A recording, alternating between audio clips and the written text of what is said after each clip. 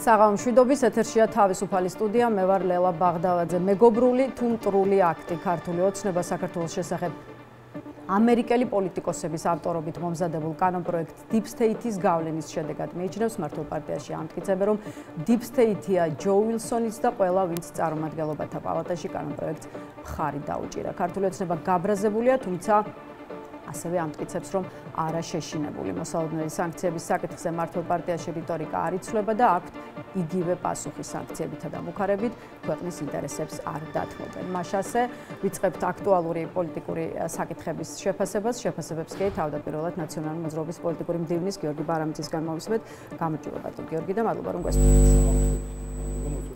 ბატონ გიორგი, ამ კვირის ერთ-ერთი ცხელი თემა სწორედ ამერიკელი პარტნიორების მიერ მომზადებული მეგობარი აქტია, ამიტომ დავიწყოთ ამ თემით. კანონპროექტი, როგორც ვიცით, წარმომადგენლობათა პალატამ უკვე მიიღო.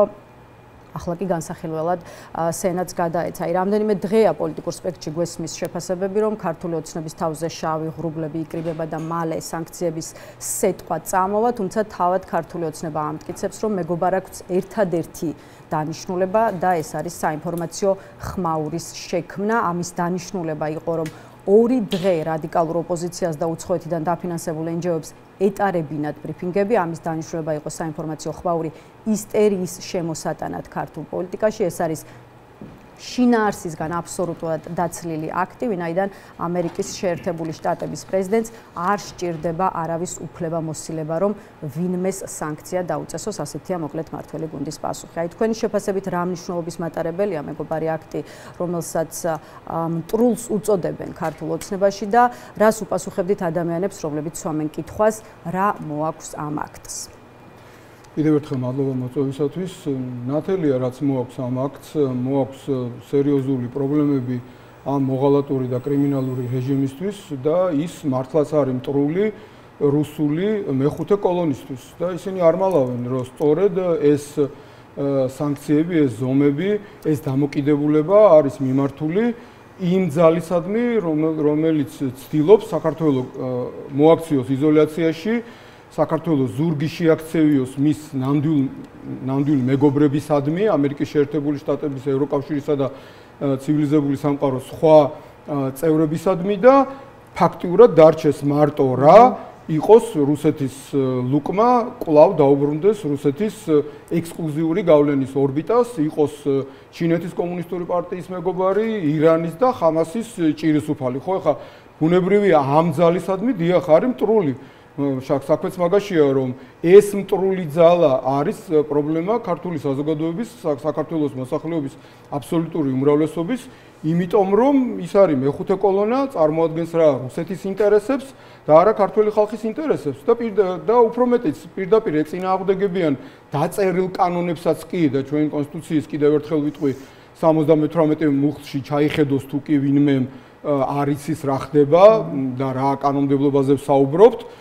იქ პირდაპირ არის დავალდებულება კონსტიტუციის მიერ ნებისმიერი სახელმწიფო სტრუქტურის მიმართ, ნებისმიერი სახელმწიფო შტოს მიმართ, რომ ყველაფერი გააკეთოს, ვალდებულებაა იმისათვის, რომ ხელი შეუწყოს საქართველოს ნატოსა და ევროკავშირში გაწევრიანება და ამ მოღალატური რეჟიმის ეგრეთ წოდებულმა პრემიერ-მინისტრმა კარგად ვიცით, რაც თქვა, ხო, რომ ვაჩერებთ ყოველგვარ მოლაპარაკებას, ანუ ამ პროცესს, რაც კონსტიტუციით არის გაწერილი და ვალდებულება აქვს ხელისუფლებას, ვაჩერებთო, როგორ ბედავენ ამას საერთოდ და ამას 2028 წელს დაუბრუნდებითო, ხო? ახლა ესე არ არის, რომ 2028 წელს რო დაუბრუნდები, 2030 წლის მატარებელი უკვე წასული იქნება, იმიტომ რომ 2030 წლის გაფართოებას შენ ჩამორჩები, იმიტომ რომ მანამდე ის მოლაპარაკების პროცესი უნდა დაიწყოს, შესაბამისი რეფორმები უნდა დაიწყოს და ეს პროცესია, ხო?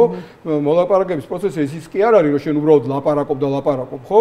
33 თავი აქვს, 33-35 თავი აქვს ევროკავშირთან, როგორც ვიცით, მაასტრიხტის ხელშეკრულების შესაბამისად და მოლაპარაკების პროცესში დასახური თავების მიხედვით სახელმწიფოს იქნება ეს სასამართლო რეფორმა, შინაგან საქმეთა, ეკონომიკური საკითხები, სოციალური საკითხები, გარემოს დაცვის საკითხები, სოფლის მეურნეობის საკითხები, ტარიფები, ტრანსპორტი და ყველაფერი, რაც კი ადამიანების ცხოვრებას და სახელმწიფოს ნორმალურ ფუნქციონირებას შეეხება. ამიტომ ფაქტიურად ამ ადამიანებმა ესე ღიად აიღეს და თქვეს, რომ ბოდიშს ვიხდი ამ გამოთქმისთვის, ფეხებზე ყიდია ქართულ ხალხს რა სურს და ქართული ხალხის აბსოლუტურ უმრავლესობას რომ სურს ევროკავშირში წევრობა, ეს ხომ ყველამ კარგად ვიცის და თვითონ ეს მოღალატური რეჟიმი ლაპარაკობდა არჩევნების წინ, ამას პირდებოდა თავის სამომრჩეველს, რომ ღირსებით უნდა შევიდეთ ევროკავშირშიო და მე ასევე ზუსტად ისევე უღირსად როგორც ლაპარაკობდნენ ამ ტყუილს, უღირსად თქვეს რომ ჩვენ ასე ვთქვათ ის ქონდა რა ქვია რაღაცა ესე გვეჭირა თითი არ ითვლება და მოგატყუეთ კიდევ ერთხელ გაგაცურეთ შესაბამისად ამ ძალისადმი ეს რა თქმა უნდა მტრულია და ქართული ხალხისადმი არის ნამდვილად მეგობრული, იმიტომ რომ ამერიკის შეერთებულ შტატებს აქვს ინტერესი, მადლობა ღმერთს აქვს, ხშირად ამომხელება. აი რატო გვეხმარება ამერიკა, რატო გვეხმარება ევროპა? ესე იგი მაგათაც რაღაცა უნდა. დიახ, მათი ინტერესები რო ემთხვევა საქართველოს ინტერესებს, რომ მათი ინტერესი რო ემთხვევა, რომ საქართველოს იყოს გამთლიანებული ქვეყანა, რო არა ამერიკის შეერთებული შტატები პირველ ყოვლისა და ევროკავშირი არ იქნებოდა ხო რუსეთის მიერ ოკუპირებული დროებით ოკუპირებული ჩვენი ძირძველი ტერიტორიების არაღიარების პოლიტიკა ხო არ იქნებოდა საერთოდ ქართული სახელმწიფოებრიობა თავდაცვითუნარიანობის თვალსაზრისით დაწყებული გაგზელებული აი 90-იანი წლების დასაწყისში ხორბალს რო გვაძლევდნენ რომ შიმშილით არ მომტარებდა როგორ განვითარებას ელოდებით ესეც ეს კითხვაც დავსვათ აი ქართული ოცნების და ჯო ბაიდენის ადმინისტრაციის ურთიერთობები კონფრონტაციულობით გამოირჩეოდა ხო აი ბაიდენის ადმინისტრაციისგან განსხვავებით ქართული ოცნება ტრამპის ადმინისტრაციასთან თითქოს ცდილობს რომ არ დაძაბოს ურთიერთობა თუმცა აი როგორ ფიქრობთ რა იქნება იმ შემთხვევაში თუ კი სენატიც დაუჭერს მეგობარად ხარს და მეტიც ტრამპის ხელმოწერაც გაჩნდება ამ დოკუმენტზე აი როგორ გქონიათ რამდენად შევა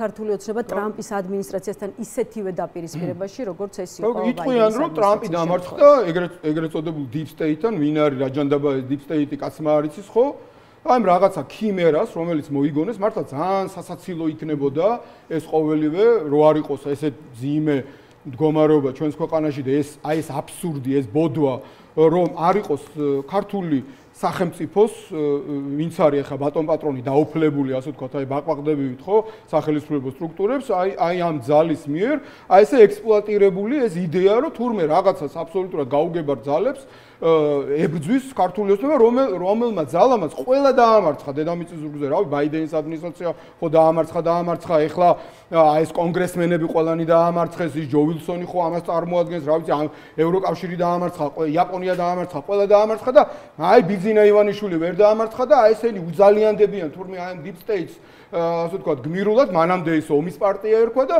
ახლა აი ამ ბოდვას უნდა ვიყოთ აყოლილები და მე იტყვიან რომ ხო სენატიც დამარცხდა deep state-თან და მე ამერიკის პრეზიდენტის ტრამპის დამარცხდა deep state-თან და დიახ პრეზიდენტ ტრამპ შეუძლია გარკვეული ნაბიჯები გადადგას ამა თუ იმ სახელმწიფოს წინააღმდეგ შეუძლია მაგრამ მას ურჩევნია რომ ეს ყველაფერი მოხდეს საყოველთაო კონსენსუსით და ძალიან იშვიათი საკითხია როცა ეხლა მართლა ძალიან პოლარიზებულ ამერიკის შეერთებულ შტატებში პოლიტიკური თვალსაზრისით რაღაცა საერთოს პოულობენ დემოკრატები და რესპუბლიკელები და ერთნაირი ენთუზიაზმით სწორედ დაუჭირეს მხარი აი ამ მოღალატური რეჟიმის წინააღმდეგ სანქციებს ერთის მხრივ და მეორეს მხრივ, როდესაც ეს რეჟიმი აღარ იქნება ქართული ხალხისადმი მხარდაჭერას, ქართული ხალხის მისწრაფებას ევროკავშირში გაწევრიანებასთან დაკავშირებით, ნატოსთან გაწევრიანებასთან დაკავშირებით, ეკონომიკურ აღმავლობას და საომავლოდ, რა თქმა უნდა, ეს ყველაფერი მოგვიტანს საქართველოს შვიდობიან გამთლიანებას, რაც არის ჩვენთვის ყველა ნორმალური ქართველისთვის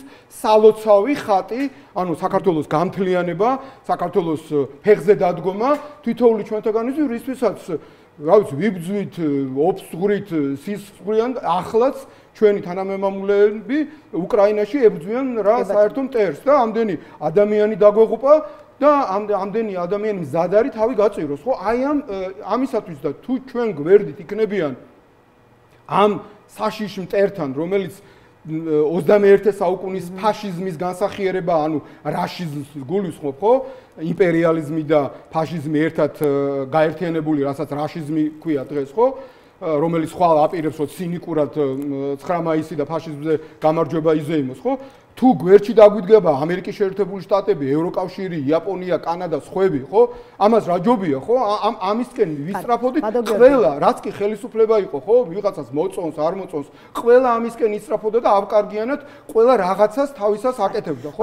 აი ახლა ყველაფერს გადაუსვეს ხაზი ამ მოღალატებამ. აკეთებენ პარტნიორები, ასე თქვა, საერთაშორისო არენაზე, მეორეა რა კეთდება უკვე ქვეყნის შიგნით იმისთვის, რომ ქართული ოცნება შესუსტდეს და ამაზეც მინდა რომ ვისაუბროთ. აი მაგალითად, ნაციონალურ მოძრაობა ვიცით რომ ოპოზიციურ ძალებს გაერთიანებას თავაზობდა, თუმცა ამ შეთავაზებაზე არ წამოყვნენ პარტიები. ამის ფონზე ბოლო რამდენიმე თვეა ვხედავთ, რომ სალომე ზურაბიშვილთან იქნება გარკვეული ტიპის ფორმატები, თავიდან ასე ვთქვათ, თქვენც მონაწილეობდით სხვა ტიპის პლატფორმაში, თუმცა საბოლოოდ თქვენი პარტიაც ისე როგორც სხვა არაერთი პარტია ამ პროცესს გამოეთიშა. შესაბამისად, სულ უფრო და უფრო აქტიურად ჩნდება კითხვა, რამდენად ასე ვთქვათ, პასუხობენ ოპოზიციური ძალები იმ მოლოდინებს, რაც არსებობს საზოგადოებაში. ამ კითხვაზე რა არის თქვენი პასუხი? აი ვიცით რას აკეთებს ოპოზიცია, ვთქვათ, გარეთ პარტნიორებთან ურთიერთობის თვალსაზრისით საერთაშორისო არენაზე, თუმცა რამდენად საკმარისი კეთდება უკვე ქვეყნის შიგნით იმისთვის, რომ ქართული ოცნება შეესწროს. აქ მნიშვნელოვანი პასუხია, რა თქმა უნდა, არასაკმარისა და პირველ ყოვლისა ჩემი პარტიით დავიწყებ, რომ ჩემი პარტიით და ჩემი თავით ვარ უკმაყოფილო ბუნებრივია, ნუ ეხა ის იმაზე ასე ვთქვათ, გადატანა და თქმა იმისა, რომ აი ჩვენი პარტია ყველაზე უფრო მეტად არის დარტყმის ქვეშ. ეს ახლა ყველასთვის ცნობილი ამბავია და ეს ალბათ არ არის ჩვენთვის გასამართლებელი, იმიტომ რომ ასე ვართ უკვე მე-13 წელიწადია. ხო, ერთის მხრივ ეს დიდი მიღწევაა ჩვენთვის, რომ მიუხედავად იმისა, რომ თელი ეს მანქანა გვებრძვის, შავი ფული, კრიმინალები, სუსი, პროკურატურა, ყველაფერი თუ კი რამე არის, ბინძური პროპაგანდა, ცილისწამები, ასე შემდეგ, ხო? და მაინც გადავრჩი და მაინც ვარსებობთ, რა თქმა უნდა, ჩვენ ძალიან სერიოზულად დაგვაზარალა თელმა წლებმა სხვადასხვა სახით, ხო ეხა აღარ დავიწყებ ჩამოთვლას და ბუნებრივია ძალიან გული მაქვს, ასე ვთქვათ, გატეხილი, რომ სხვა პარტიებმაც ვერ გამონახეს საკუთარ თავში ჯერ სიბრძნე, შესაბამისი პასუხისგებლობა, რომ გაეცნობიერებიათ, რომ ახლა ჩვენ შორის განსხვავებები კი არ არის წინა პლანზე წამოსაწევი და მნიშვნელოვანი, არამედ ის, რაც გვაერთიანებს, ის არის მნიშვნელოვანი. ჩვენ ვალდებულები ვართ გაგვაერთიანოს ქართული ხალხის სურვილმა და პარტიებისადმი პირველ ყოვლისა მოთხოვნა ქართული ხალხის მხრიდან, რომ ჩვენ მივაღწიოთ მშვიდობიანად, მაგრამ ერთიანობით და სიმართლით ბრძოლით მივაღწიოთ ამ რეჟიმისგან საქართველოს გათავისუფლებას და თუ ჩვენ ერთიანები არ ვიქნებით, ბუნებრივია, ნახოთ, ცნობილი ანგაზა, ხო, დაყავიდა იბატონეს ერთიანობის იმედი ისევ გაქვთ და აქვე სასურველს ბატონო. ერთიანობის იმედი ისევ გაქვთ და აქვე პლატფორმაზეც დაგისვავთ. რახან თქვენ ახსენეთ, ხო, ჩვენ საზოგადოება მიცის, რომ ქალბატონი სალომე ახსენეთ თქვენ, რომ ჩვენ მიუხედავად მისდამი ჩვენი დამოკიდებულებისა 2018 წლიდან მოყოლებული, როდესაც ამ რეჟიმმა ყოველგვარ წითელ ხაზებს გადააბიჯა და სისტემურად კიდევ ერთხელ გააყალბა არჩევნები, არ ვაღიარეთ ეს ეგრეთ წოდებული პარლამენტი, არც მთავრობა და ბუნებრივია არც მათ მიერ არჩეული ეგრეთ წოდებული პრეზიდენტი და გვერდში დაუდექით ქალბატონ სალომეს, რომ მას წარმოედგინა საქართველოს, მათ შორის პოლიტიკური პარტიები და მათ შორის საზღვარგარეთ ჩვენი სათქმელიც ეთქვა. მიუხედავად იმისა, რომ ის ამბობდა არა და არასდროს მიხეილ სააკაშვილის გათავისუფლებაზე, რატო კაცმა არ იცის, როგორ თუ ჩვენ პარტნიორები ვართ, თუ ქალბატონ სალომეს ჩვენ მივაჩნივართ პარტნიორებად და თანამებრძოლებად, რას ნიშნავს ჩვენი თავარი ლიდერი, რომელიც ახლა ხო ყველამ კარგად დაინახა, თავარი ადამიანია ამ ქვეყნის თანამედროვე სახელმწიფოებრიობის შექმნაში და რატომაც მას ებრძოდა და ებრძვის პუტინი, ხო, რომ მან გაბედა და არ დაუთმო საქართველოს რუსეთს, მან გაბედა და შეასრულა თავისი მოვალეობა როგორც პრეზიდენტმა, როგორც უმაღლესმა მთავარსარდალმა და მოახდინა მობილიზაცია ჩვენი საზოგადოების ჯარის და საერთაშორისო პარტნიორების ცნობილია, ამიტომ სხვა მიმართულებით მინდა და ბარემ ერთად მიპასუხეთ. დავასრულებთ შეიძლება და საბოლოოდ ისიც გაირკვა, რომ თურმე ქალბატონი სალომეს სულისკვეთება და მიდგომა არ ყოფილა მიმართული ერთიანობისკენ. იმიტომ რომ ბოლოში ამ 5 თვის თავზე გაირკვა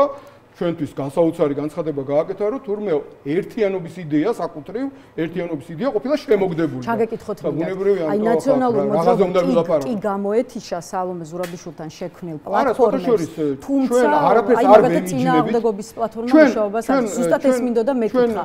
აი რას ფიქრობთ დარჩენილებზე მიუხედავად იმისა, რომ წახვედით? ფიქრობთ, რომ სალომე ზურაბიშვილმა და იგივე წინააღმდეგობის პლატფორმამ, რომელიც ახლა შექმნილი საკუთარი თავი ამოწურა თუ გასulis მიუხედავად ამ საკომუნიკაციო ფორმატიდან ასე არ მიიჩნევთ? კი, მაგრამ ის წინათვე აბა რისი პლატფორმა იყო? არა წინააღმდეგობის იყო, აბა და ამ რეჟიმთან ბრძოლის არ იყო? ქალბატონ სალომე რო გამოვიდა ბოლოს სიტყვით, არჩევნებზე დაიწყო საუბარი და ლამის არის დამკვირვებლების მომზადებაზე, ხო და რა დამკვირვებლებზე საუბრობთ? რას უნდა დავარკვიდეთ? სპეცოპერაციას როგორ ჩაგიტარებს სუსი მორიგჯერზე? ხო, ეს აბსოლუტურად მიუღებელია, ხოლო მიუხედავად ამ ყველაფრისა, ხო?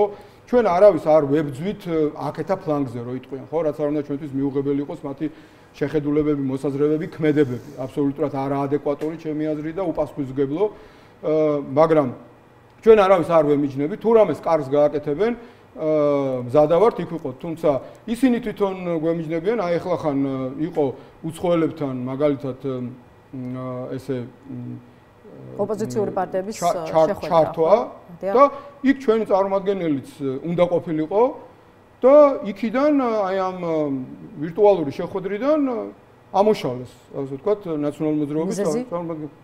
მიზეზი კითხეთ ქალბატონ სალომეს წარმომადგენელს. არ დაინტერესებულ ხართ თქვენ? არა, როგორ არ დაინტერესებულად, ეს არის უპასუხისმგებლობა, ძალიან ინფანტილური დამოკიდებულება, ჩვენი დასავლელი პარტნიორები ძალიან განსუფრებულები არიან და გაკვირვებულები არიან. მაგრამ მიუხედავად ამისა, ჩვენ ერთგული ვართ იმ პრინციპისა, რასაც ჩვენ არჩევნებამდეც ვქადაგებდით და ახლაც. ჩვენ უნდა დავდგეთ ჩვენს წყენებზე, ჩვენს ამბიციებზე და ჩვენს ყველა სხვა გზნობაზე მაღლა დავაყენოთ პირველ ყოვლისა ჩვენი ქვეყნის ინტერესი, რასაც კარგს გააკეთებს ნებისმიერი პარტია, ნებისმიერი პლატფორმა, ყველასთან ვითანამშრომლებთ, სადაც გვექნება ამის საშუალება. ეხლა ბატონმა პაატა ბურჭულაძემ დაიწყო შეკრება ამა თუ იმ პარტიების ალბათ გეცოდინებათ, იქვე ქალბატონის სალომეს სიტყვის შემდეგ მას არ მიეცა ისე როგორც სიტყვით გამოსვლის საშუალება, ისე როგორც არ მიეცა სიტყვის გამოსვლის საშუალება პოლიტპატიმრების მშობლებს თუ იმ ადამიანებს, რომლებიც, რა ვიცი, ათობით და ასობით კილომეტრი ფეხით გამოიარეს მომიტინგეები, არავის არ მიეცა, გეგონება იქ ერთი ადამიანის შოუ ყოფილიყო. ხო, ну ეს ძალიან უპასუხისმგებლო. ეს ამ შემთხვევაში 31 მარტის აქციას გულისხმობთ, ხო? ბოლო დიდ აქციაზე ვლაპარაკობ. ხო, მაგრამ ბატონმა პაატამ გადაწყვიტა, რომ ერთგვარად ითამაშოს როლი ეს კოორდინატორის, ჩვენ ამ ფორმატში მონაწილეობას ვღებულობთ და ყველგან მივალთ, სადაც მიგვიწევენ, სადაც იტყვიან, რომ ჩვენ აზრს მნიშვნელობა აქვს და ჩვენ პატივს გვცემენ. ეხლა სადაც მიხეილ სააკაშვილს არ აღიარებენ პოლიტპატიმრად. ხო, ну იქ ხო აბსურდია, ხო, ეხლა მარტო კოცი და პუტინი არ აღიარებს მიხეილ სააკაშვილს პოლიტპატიმრად. ხო, ეს ხო 2-4-4-ია, ხო? ხო, და ამიტომ აქვე ვიტყვი, რომ ბარემ აქვე მიმართავ ყველას რა. თუ ადამიანი კოცი არ არის და პუტინის და კრემლის პროპაგანდისტი არ არის, იმაზე აღარ ვლაპარაკობ, ხო? მოდი, მიხეილ სააკაშვილი ვინ არის, რა გაუკეთებია თავის ქვეყნისთვის და ბიძინა ივანიშვილი, ეს გავარჩიოთ და გავარკვიოთ, რომ ერთმა ყველაფერი გააკეთა, რაც შეეძლო, პრობლემებით, შეცდომებით, რა თქმა უნდა, ხარვეზებით, იმისათვის, რომ თანამედროვე ცივილიზებული ქართული დემოკრატიული სახელმწიფო შექმნილიყო და დააყენა საქართველოს ნატოსა და ევროკავშირში გაწევრიანების გზაზე და კანდიდატობამდე მივედით ნატოში და შემდეგ ევროკავშირში და მეორე ამას ყველაფერს აანგრევს და ამ ორ ადამიანს რომ ერთ სიბრტყეზე აყენებ და ერთზე ლაპარაკობ, რომ ეს უნდა გაუშვა და ეს არ მოუშვა, ხო? უკეთეს შემთხვევაში ხარ სასარგებლო იდიოტი ამ კრემლის პროპაგანდის და ამიტომ სანამ ეს მენტალიტეტი არ აღმოიფხვრება და სანამ ეს თავარი ხაზი აღარ იქნება აი ამ ეგრეთ წოდებულ შუაში მდგომ ადამიანებთან მანამ არაფერი არ გამოვა.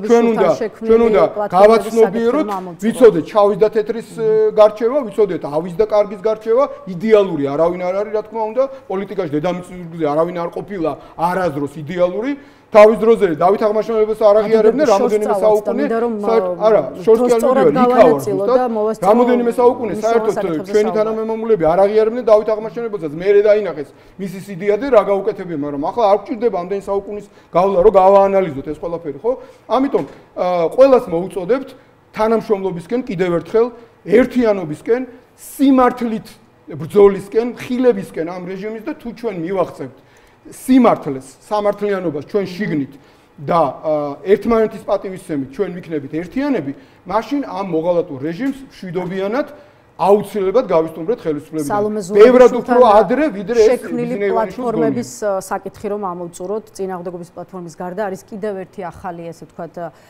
ფორმატი სალომე ზურაბიშვილმა და ოპოზიციურმა პარტიებმა სამოქალაქო საზოგადოების ჩართულობით 26 მაისის მოსამზადებელი კომიტეტიც შექმნეს. ამაზეც მინდა გკითხოთ, რამდენად საჭირო და იყო თუ არა საჭირო ამ კომიტეტის შექმნა, გამომდინარე იქიდან რომ ოპოზიციური სპექტრი ქართული ოცნების მიერ დაგეგმილი ღონისძიებების პარალელური ღონისძიებებით გეგმავს სწორედ 26 მაისის დღის აღნიშვნას და მეტიც 26 მაისის დღის წესრიგთან დაკავშირებითაც გვითხრათ იქნებ ერთი მხრივ ოპოზიციაში ვისმენთ რომ დიდი სახალხო სეირნობა უნდა მოეწყოს მეორე მხრივ კი ქართულ ოცნებაში ამტკიცებენ რომ ამ დღეს ოპოზიციური სპექტრი საზოგადოების გახლეჩვას გეგმავს რას ვნახავთ 26 მაისს პირველ ყოვლისა ვიტყვი რომ საზოგადოება არ გაიხლიჩება, იმიტომ რომ ქართული საზოგადოება აბსოლუტური უმრავლესობა ჭეშმარიტი პატრიოტია, გულწრფელი პატრიოტია, ნუ რა თქმა უნდა შეიძლება იყოს ზოგი მემარჯვენე, ზოგი მემარცხენე, ზოგი იქით იყოს, ზოგი თარგით იყოს, მაგას მნიშვნელობა არ აქვს, ყველა ნორმალურ ადამიანს, ყველა ნორმალურ ქართველს, ამ შემთხვევაში კრებსითაც ვამბობ, ყველა ეთნიკური ჯგუფის წარმომადგენელს, ვინც ცხოვრობს საქართველოში, ქართველი, აფხაზი, ოსი, რა ვიცი, ჩეჩენი, ლეკი აზერბაიჯანელი, სომეხი, რუსი, ებრაელი, ჩემთვის მნიშვნელობა არ აქვს, ყველა ქართველს უყვარს საქართველო და უნდა საქართველოს განთლიანება და კეთილდღეობა. მშვიდობა უნდა ყველას რეალური მშვიდობა, განთლიანების ფონზე და ნორმალური ცხოვრება, ცივილიზებული ცხოვრება, ცივილიზებულ ქვეყანაში ცხოვრება, ხო? ამიტომ ეს და შესაბამისად თავისუფლების გარეშე ეს შეუძლებელია. ამიტომ 26 მაისი არის საქართველოს თავისუფლების იდეის ზეიმი. და ყველანი ერთად ვიზეიმებთ. აქეთ იქნება ეს მოღალატური რუსული მეხუთე კოლონა და ის ადამიანები, ვისაც დღემდე აბეჭავებენ და ვინც მიბმული არიან მათზე ფინანსურად და რაღაცნაირად ბეკეტები აქვთ მათზე, კრიმინალების მეშვეობით, თუ ფულის მეშვეობით, თუ პროკურატურის მეშვეობით, სუსის მეშვეობით და ასე შემდეგ, თუ პირდაპირ რუსეთის გავლენის მეშვეობით და აქეთ იქნება დაანარჩენი მთელი ქართული საზოგადოება, ასე რომ ეს გახლეჩა არ არის. ეს არის ეს მარგინალური ქოცობა რუსეთის მეხუთე კოლონა, მოღალატეთა და კრიმინალთა ბანდა. ისინი არ წარმოადგენენ ქართულ საზოგადოებას. ქართული საზოგადოება იქნება ერთად, იქნება რუსთაველის გამზირზე, ყველანი ერთად ვიზეიმებთ ამ დღეს. რაც შეეხება სხვადასხვა პარტიები, რას გეგმავენ, ეს მათი საქმეა, ჩვენსაც დავგეგმავთ, თუ ვინმეს ექნება სურვილი, რომ ჩვენთან ერთად კოორდინაციაში იყოს, ჩვენ სულ ამას ვქადაგებთ, რომ ვიყოთ ერთად, ვიყოთ ერთიანები, ერთმანეთს ვეთ პატივი, მაგრამ ისე არ გამოვა, რომ ვიღაცა ჩვენგან პატივისცემა მოითხოვოს და ჩვენ თურმე თავ დახრილები უნდა ვეახლოთ და რასაც გვიბრძანებენ ის გავაკეთოთ და არ ჩვენი ლიდერი აღიარონ, არ ჩვენი ლიდერის პოლიტპატიმრობა აღიარონ და არც ნაციონალური მოძრაობის გაკეთებული აღიარონ, არც ვარდების რევოლუციის გაკეთებული აღიარონ, არაფერი არ აღიარონ და მარტო ჩვენი ადგილი მიგვითითონ. ეგრე არ გამოვა. ეგ არ არის არც თანამშრომლობა, არც მეგობრობა, არც თანამებრძოლობა და ასე შემდეგ. ხო ეს ყველას ესმის, ეს ხო 2x2 ამას პოლიტიკოსობა არ ჭირდება. ეს ყველა საქმეში ასია, ხო? ეხლა ვინც გვისმენს ჩვენ ეხლა რიგითი ადამიანი, დამეთანხმება რომ ყველა საქმეში ეს ასია. თუ ერთმანეთს არცენ პატივს, იქ საერთო საქმე ერთად არ გამოდის. კარგი, სხვა თემებსაც მინდა შევეხოთ და ამჯერად რამდენიმე წუთი ქართული ოცნების ყრილობას დავუთმოთ. მოდით რიგ პოლიტიკოს კომპარტიის ყრილობა გაახსენა იმ ღონისძიებამ, რომელიც გუშინ ქართულმა ოცნებამ გამართა იმ განსხვავებით, რომ კომუნისტური პარტიის თავყრილობაზე უფრო მეტი ტაში ისმოდა ხოლმე რიგი პოლიტიკოსის შეფასებით. აი თქვენ რა დაგანახათ ღონისძიებამ, რომელიც დაწყებიდან პრინციპში მალევე დასრულდა. ის რა არის ტაში, არანაირად არ არის ჩემთვის პრობლემა, თუ კარგ რაღაცას ლაპარაკობს ადამიანი, შეიძლება ყველა წინადადებაზე შევაწყვეტინოთ ეს მაგალითად ამერიკის პრეზიდენტის კონგრესში გამოსვლების დროს გვინახავს, მაგრამ როდესაც ქვეყნის აღშენებლობაზე ილაპარაკებს ხელისუფლება იმ დაპირებების შესრულებაზე და რეალურად ნაბიჯების გადადგმაზე და არა ისევ ილაპარაკებს და ილაპარაკებს, იმიტომ რომ უკვე მე-13 წელიწადია ლაპარაკობენ. მაგალითად, გარეჯი საქართველოს აღარ არის, მაინტერესებს კოცებო. აი კოცებო, არა ვიცი, რომელ კამერაში შევხედოთ.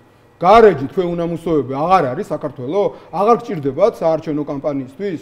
აი ნადეჟდა რო არის ტელევიზია და ეს პოსტივი და ისინი გამოტანილი რო ქონდათ 20-20 არჩევნებზე და რა ვიცი რუკები რო ჩამოქონდათ ამათ ვიღაცა ტიპებს რო თურმე რაღაცა მოიპოვეს და აი ახლა გადარჩება ჩვენი ქვეყანა და დავიბრუნებთ მიწებს და დავიბრუნებთ დავიჯგარეთ რაღაც ხო რამდენჯერ ჩავიდნენ აზერბაიჯანში კრინტი არ დაუძრავთ ხო ამ უნამუსოებს ხო თავზე გვენგრევა კვლავ გელათი რა მდგომარეობაში არის ყველანი კარგად ხედავთ ხან სიცხის გამო არ მუშაობენ ხან წვიმის გამო არ მუშაობენ ეგე რა ხდებოდა და რა ხდება სვეტიცხოველში ჯვარზე სხვაგან და რა ხდება ქვეყანაში კრიმინალები მართავენ უბრალოდ აი ეს ბანდის წევრები კი არა ჩვეულებრივი აი ყაჩაღები თოფიანი კრიმინალები აი ეს კრიმინალები რომლებიც თქვენი კოლეგების თავზე დახტუნავენ აი ესეთი კრიმინალები არიან დღეს ქვეყნის სათავეში რეალურად და მათზე არის ორიენტირებული ხელისუფლება და რა უნდა ილაპარაკონ და ლაპარაკობენ იმას რომ თურმე რაღაცა deep states ებრძვიან რომ თურმე ჩვენი მტრები ყოფილა ამერიკა, ევროკავშირი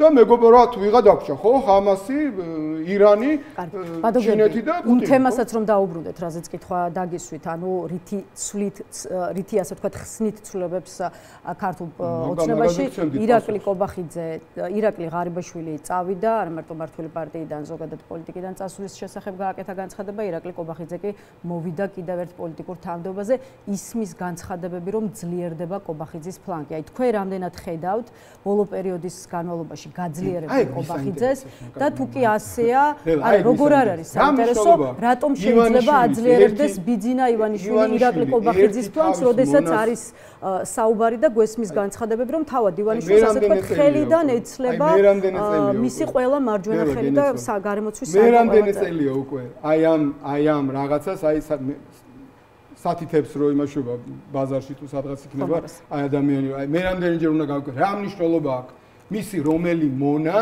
სად იქნება რა თანამდებობა აი რა მნიშვნელობა გეკითხებით რა ღარიბაშვილი რო იყო რამე უკეთესი იყო კობახიძე რო იქნება რამე სხვები რო იყვნენ რამე აქეთ არ მივდიოდით მთელი 13 წელიწადი ამას არ გელაპარაკებით რომ ღალატობენ საქართველოს თქო რომ რუსეთს აბარებენ თქო ამას არ გელაპარაკებოდით რა მნიშვნელობა ამისკენ ნელ-ნელა ეტაპობრივად მოდიოდნენ და ყველა ასრულებდა თავის ბინძურ საქმეს და კრემლი ვის რომელ თავის მარიონეტს და მონას და აგენტს სად გადაადგილებს ამას რა მნიშვნელობა აქვს ეს რეჟიმი უნდა მოვიცილო და არა იმაზე ვიფიქროთ ეხლა რომ კრემლმა ერთი პაიკი რატო გადაწია იქით და გადმოწია აქეთ რა მაგას რა მნიშვნელობა აქვს არც სახელმწიფო კომპანიების მენეჯმენტში ცვლილებები იწვევს თქვენთვის ინტერესს აი ორი კერძო უბრალოდ სახელმწიფო კომპანიის ხელმძღვანელი შეიცვალა ბოლო რამდენიმე დღეში სახელმწიფო ელექტროსისტემის ახალ გენერალურ დირექტორად ეს ხალხი რითი არის დაბული შიგნით რა თქმა უნდა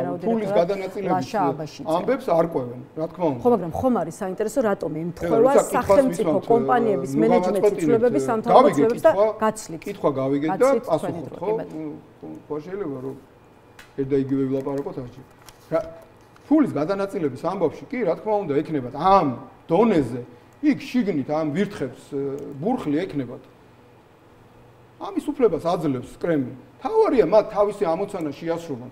ეს უთხრა კრემლმა რომ თქვენ აიღეთ ეს ქვეყანა ბიძინა ივანიშვილს ეს უთხრა და მის ბანდას კრიმინალების აიღეთ ეს ქვეყანა პირიქით რაც უფრო მეც გამოხრავთ რაც უფრო მეც საყდრის ააფეთქებთ რაც უფრო მეტ გელაც დაანგრევთ რაც უფრო მეტად რკინიგზას დაანგრევთ რაც უფრო არ ააშენებთ ანაკლიას ამერიკულ უნივერსიტეტს და იმის მაგრად კაზინოს გახსნით აღმოსავლეთ დასავლეთის შემაერთებელ რკინიგზას შემოსავლელ გზას ესეთ პროექტებს რაც უფრო მეტად უფრო უცოდინარს დატოვებთ ამ ხალხს და შეწყვეთ ინგლისურის სწავლებას და ასე შემდეგ ხო რაც უფრო მეტად ჩამოშორდებით თქვენს რეალურ საქართველოს მეგობრებს დანარჩენი ხარით და ჭამეთ რამოდენიმე ასეულმა ოჯახმა თქვენია როგორც ვირთხები შესეული ყველს თუ არ ვიცი კიდევ უფრო კარგი რაღაცა რა მოვიფიქროთ დახარით ეს თქვენი იყოს თავარია ეს არ გაინძრეს იქით არ გაიხედოს მე არ შემეწინააღმდეგოს, რაც მე მჭირდება, იყოს ჩემი მონა და იყოს ჩემზე დამორჩილებული. აი, რაც არის ახლა საქართველოს, ხო? აი, ამის ერთ-ერთი გამოხატულება ამასინ იყო საუბარი და იმიტომ ვიხსენებთ, რომ უამრავი რაღაცა არის, ხო? რომ პირდაპირ აიღეს და ბელორუსიის KGB-სთან, ესეც კი ქვია დღეს KGB, მოაწერეს ხელი თანამშრომლობის, ხო? და შესაბამისად, აი ამათ დაკრულზეც ეკვამენ, ხო? ამიტომ ფულის გადანაწილებაზე რამოდენიმე ასეული ოჯახი რომ გამგიდრდა და მათი საქმე კარგად არის, ეს ვიცით, ამიტომ შიგნით რაღაცას გადაადგილებენ და ეგ ვის რატო გვაინტერესებს? აი ეგ რა ვიღაცა გვარი კიდევ ერთ გადაადგილებაზე უნდა გკითხოთ რა გავაკეთოთ მე პირადად მაინტერესებს ამ შემთხვევაში კადრები იცვლება მაგალითად კიდევ ერთ გადაადგილებაზე უნდა გკითხოთ ამ შემთხვევაში კადრები იცვლება რეგიონების დონეზე და უნდა დაგისვათ კითხვა მიუხედავად იმისა რომ ამბობთ რომ ეს არ არის საინტერესო აი ორი დღის წინ ერთი მონა გაუშვეს მოიყვანეს მეორე მონა ხიძემ 5 რეგიონში მცხეთ-მთიანეთში შიდა ქართლში სამცხე-ჯავახეთში გურიასა და ქვემო ქართლში დანიშნა ახალი სახელმწიფო რწმუნებულები არ არის საინტერესო რისთვის შეიძლება ემზადებოდეს ქართული ოცნება და რამდენად შეიძლება ეს იყოს სამზადისი იგივე ადგილობრივი თვითმმართველობის არჩევნები. ჩვენ ეს დიდი ხანია ვიცით. მოხსნეს ნაკლებად ნაძირლები და დანიშნეს უფრო მეტად ნაძირლები. მოხსნეს ნაკლებად ღალატი შემსრულებლები და დანიშნეს უფრო მეტად ღალატი შემსრულებლები, იმიტომ რომ რაც უფრო ამ ხელისუფლების დრო, ასე ვთქვათ, მიდის, ხო, უფრო მეტ ნაძირლობას და უფრო მეტ ღალატს ითხოვს სისტემა ამათგან. ხო, აი ხა უკვე დასაწყისში ხო მაგალითად ის პარტიები ყავდათ შემოკრებულები, რომლებსაც ვეუბნებოდით რომ ვიცით რომ თქვენ არ ახართ სამშობლოს მოღალატეები და ეხლა გასრულებიებს ბიზნე ევანიშვილი ამ როლს გამოგიყენებთ და ისე ყველაფერი კარგი თქვენს და ჩვენს როგორც აი ლიმონივით გამოგწურავთ და გადაგაგდებთ. აი ამოიღეთ ჩემი გამოსვლები 2012-16 წლის პარლამენტში, როგორ მიმართავდი მე იმ პარტიებს, რომლებიც დღეს ყველა როგორც ერთი არის ოპოზიციაში. ისე ყველაფერი კარგი აგვიხდეს ჩვენ როგორც ეს ახდა ხო უბრალოდ მაშინ რაღაცა იმ დოზით შეასრულებია აატანია მაგალითად ის რომ თურმე საქართველოს აღარ უნდა იყოს მაგალითად ოფიციალურ დოკუმენტში რო ეწერო საქართველოს აღარ უნდა იყოს დასავლეთსა და რუსეთს შორის დიალოგის დროს როგორც პრობლემური საკითხი რომ თურმე დასავლეთმა არ უნდა უთხრას რომ აი შენ რო გაქვს ოკუპირებული დროებით აფხაზეთი და ცხინვალის რეგიონი ეს მე არ მაწუხებს ესე უნდა უთხრას ეს არ არის ჩემთვის პრობლემა ხო თურმე საქართველოს უნდა ქონოდა ისეთივე მაშინდელი სომხეთის საგარეო პოლიტიკა ხო ეს გააკეთებიეს შკრილნიკოვი გამოაშვების ასე შემდეგ და მე მოისროლა იმიტომ რომ იქაც აბუნტდნენ თქვენს რომ არა ამის იქით ჩვენ არ გავაკეთებთ მე მოიყვანა ნაძირლები მე მოიყვანა უფრო მეტად ნაძირლები და ასე შემდეგ ახლა კიდევ უფრო მეტი ღალატის პოლიტიკა არის ჩვენ ამას ვლაპარაკობთ რომ ეს არის ეს ამოცანა ამიტომ ჭიჭიკოს გაუშვებს და ბიჭიკოს მოიყვანს არანაირი მნიშვნელობა არ აქვს ეს არის ხალხო გავიგოთ შევიგნოთ პოლიტიკოსმა ჟურნალისტმა არასამთავრობო წარმომადგენელმა რიგითმა მოქალაქემ საქართველოს დაუფლებული საქართველოს დაეუფლა ბაყბაყდევით ეს მონსტრი რუსეთის მეხუთე კოლონა დღევანდელი ფილიპე მახარაძეები და ორჯონიკიძეები სამშობლოს გამყიდველები ამავდროულად კრიმინალები მათ რაღაც იდეები მაინც ჰქონდათ ესენი არიან აბსოლუტურად ყველა იდეისგან დაცლილი ჩვეულებრივი პირსისხლიანი კრიმინალები როგორც ჯო ვილსონმა თქვა მაფია ჩვეულებრივი მართლა ბრუტალური მაფია და ამათ უნდა დაუპირისპიროთ. ამიტომ ამბობთ, რომ ჩვენი ეს დაუბრუნდოთ იმ თემას, პარტიებს შორის, არასამთავრობო რიგით მოქალაქეებს შორის რაღაცა განსხვავებები არის აბსოლუტურად მიასახარისხოვანი. რელევანტური მხოლოდ იმ დროისთვის, როცა ჩვენ ამ უბედურებას ქვეყნის მტრებს მოვიშორებთ და მე ვილაპარაკო ჩვენს განსხვავებებზე, როგორ ვაფასებთ წარსულს, როგორ ვაფასებთ ჩვენ დღევანდელ საქმიანობას, რა გვინდა მომავალში, ასეთი სასამართლო გვინდა, ისეთი პოლიცია თუ ასეთი სუსი და ეს როგორ გავაუქმოთ და ასე შემდეგ, ხო? მე ვიკამათო. ახლა მართლა არ არის ამის დრო.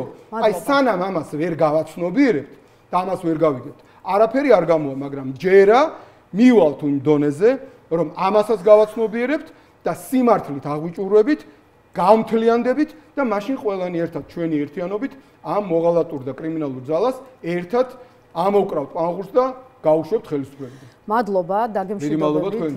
მადლობა იმისთვის რომ იყავით ჩვენი სტუმარი ნაციონალური მოძრაობის პოლიტიკური მდივნის გიორგი ბარამიძის შეფასებებს ისმედით ჩვენს მიერ დასმულ კითხვებზე. ახლა კი თავისუფალ სტუდიას გედევან ფოფხაძეს დაუთმობთ. ხვალ 9 მაისია ევროპული სამყარო ევროპის დღეს აღნიშნავს. შესაბამისად ეს დღე აღინიშნება საქართველოშიც როგორც ევროპულ სახელმწიფოში. ევროკავშირის ელჩი ამბობს რომ მოუთმელად ელიან მომავალს რომლის შექმნაც საქართველოსთან ერთად სურთ, თუმცა ისმის თუმცა შესაბამისად ვისაუბრებთ რა იქნება იმ შემთხვევაში თუ ევროპასთან არსებული კონფრონტაციული ვითარება არ შეიცვლება. ამას ემატება რა თქმა უნდა მეგობარი აქტი, ქართული ოცნების ყრილობა და სხვა პოლიტიკური საკითხები, რომლებზეც პოლიტიკურ სპექტრში დღეს არის მსჯელობა, ასე რომ შეგვიძლია დავიწყოთ ჩვენი სტუმარი კოალიცია ცვლილებისთვის ერთ-ერთი ლიდერი გედევან ფოფაძე უკვე შემოგვერთა.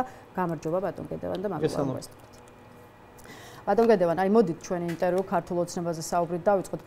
პრინციპში რომელ საკითხსაც არ უნდა შევეხოთ, ყველა ვარიანტში ქართულ ოცნებამდე მივალთ, თუმცა პირველ რიგში ის გადაადგილებები შიდა პარტიული თუ შიდა პოლიტიკური ვითარება, რასაც სახელმწიფო გუნდში ვხედავთ, ქართული ოცნების ყრილობა, რომელიც გუშინ თბილისში სასტუმრო პარაგრაფში ჩატარდა, ქართული ოცნების თავმჯდომარის პოსტიდან და პოლიტიკიდან ირაკლი ღარიბაშვილის წასვლის შემდეგ, იცით რომ პარტიამ თავმჯდომარის პოზიციაზე ისევ ირაკლი კობახიძე დააბრუნა. გარდა ამისა, ესეც ვუთხრათ მაყურებლებს, მცირედით შეცვლილი პოლიტსაბჭოც დამტკიცდა ქართული ოცნების გუშინდელ ყრილობაზე. ალბათ თვალი მიადევნეთ, ხო, ღონისძიებას, რომელიც დაახლოებით 17-18 წუთს გაგრძელდა. პირველ რიგში, აი რა ტიპის ყრილობა იყო ეს და რაიმე ნიშნით თუ განსხვავდებოდა ან გამოირჩეოდა სხვა ყრილობებისგან, რომელიც მათ შორის იმ დროს ჩატარებულა, როცა ქართული ოცნების გუნდს თქვენც წარმოადგენთ. მოგესალმებით, ესალმებით თქვენ მაყურებელს. გონია რომ ეხლა უკვე არანაირი ყრილობები აღარ ტარდება და ძალიან დიდი კონტრასტია იმასთან შედარებით, რაც იყო და რაც არის ახლა. ეს ის საკითხია, შეიძლება ოპოზიციურ სპექტრში ერთსულოვნება არ იყოს, მაგრამ ვინაიდან მე ქართულ ოცნებას წარმოვადგენდი და ვიყავი ამ გუნდის ნაწილი, ხა ბუნებრივია რომ ამ კონფიგურაციის გაერთიანებაში ყოფნა ეს არის აბსოლუტურად ნებისმიერი შეგნებული ადამიანისთვის მისი ღირსებისთვის სრულად მიუღებელი რა. ეს არ არის პოლიტიკური ორგანიზაცია, ეს არის ჩვეულებრივი ვერცხლის მოყვარეთა კლუბი, რომელიც ივანიშვილმა ჩამოაყალიბა როგორც თავისი კანტორა და იქ ის რასაც უნდა ისე აკეთებს, იქ ადამიანი აღარ ფიგურირებს როგორც ასეთი რა. იქ საუბარი იმაზე რომ იქ ირაკლი ღარიბაშვილი პოლიტიკაში იყო, ირაკლი ღარიბაშვილი ძალიან დიდი ხანი აღარ არის პოლიტიკაში. როცა ივანიშვილმა თქვა რომ ქართული ოცნების შემადგენლობა ჩემი უპირობო ნების შემსრულებლები არიანო და ასე მას 12 წელს არ ულაპარაკე, 12 წელს ის კითხულობდა ტექსტებს, რომელსაც ნინო გოგუაძე და დათო ზურაბიშვილი უწერდა. და იმით ელაპარაკებოდა ხალხს და ჩვენთან სხვა საკითხებზე საუბრობდა. ეს, რასაც ახლა ივანიშვილი აკეთებს და რა კონფიგურაციაც მან შექმნა, ამას არაფერი საერთო არ აქვს იმასთან რითაც იწყებოდა ტექსტებს, როგორ ფიქრობ? ნუ აშკარად უფრო უნიჭო ადამიანი ვიდრე ხალხონინი და ბატონ დავითია, იმიტომ რომ ეს ტექსტები არ ვიცი პრორუსული რეჟიმისთვისაც სამარცხვინოა, იმიტომ რომ დაცლილია ლოგიკისგან, დაცლილია შინაარსისგან, რასაც ახლა ქართული ოცნება საჯაროდ ლაპარაკობს, იმაში არაფერში ლოგიკა არ არის. ისინი უბრალოდ გადასული არიან უტიფრობაზე, ხა შენ რომ ამ ვითარებაში თავს იწონებ ეკონომიკური მაჩვენებლებით, ლაპარაკობ რაღაცა ეკონომიკა გაგიორმაგდა. ეს ხო სრული იგნორირება რეალობის რა. ახლა ამ ციფრებით ელაპარაკო მოსახლეობას, რომელსაც ფასები ეზრდება და უკვე სამომხმარებლო კალათის ქვემოთ ჩამოვიდა მოსახლეობის უდიდესი ნაწილი, ეს არც მორალურად, არც რაციონალურად არაფერში არ ზის. ბატონ გედევან, ისევ ყრილობის თემას რომ დაუბრუნდეთ, ირაკლი კობახიძემ მადლობა გადაუხადა ირაკლი ღარიბაშვილს ყველა დამსახურებისთვის გუნდისა და ქვეყნის წინაშე, ისე როგორც უდიდესი მადლობა გადაუხადა ბიძინა ივანიშვილის ქართული საქმის კეთებისთვის, ხო ციტირებას ვახდენ.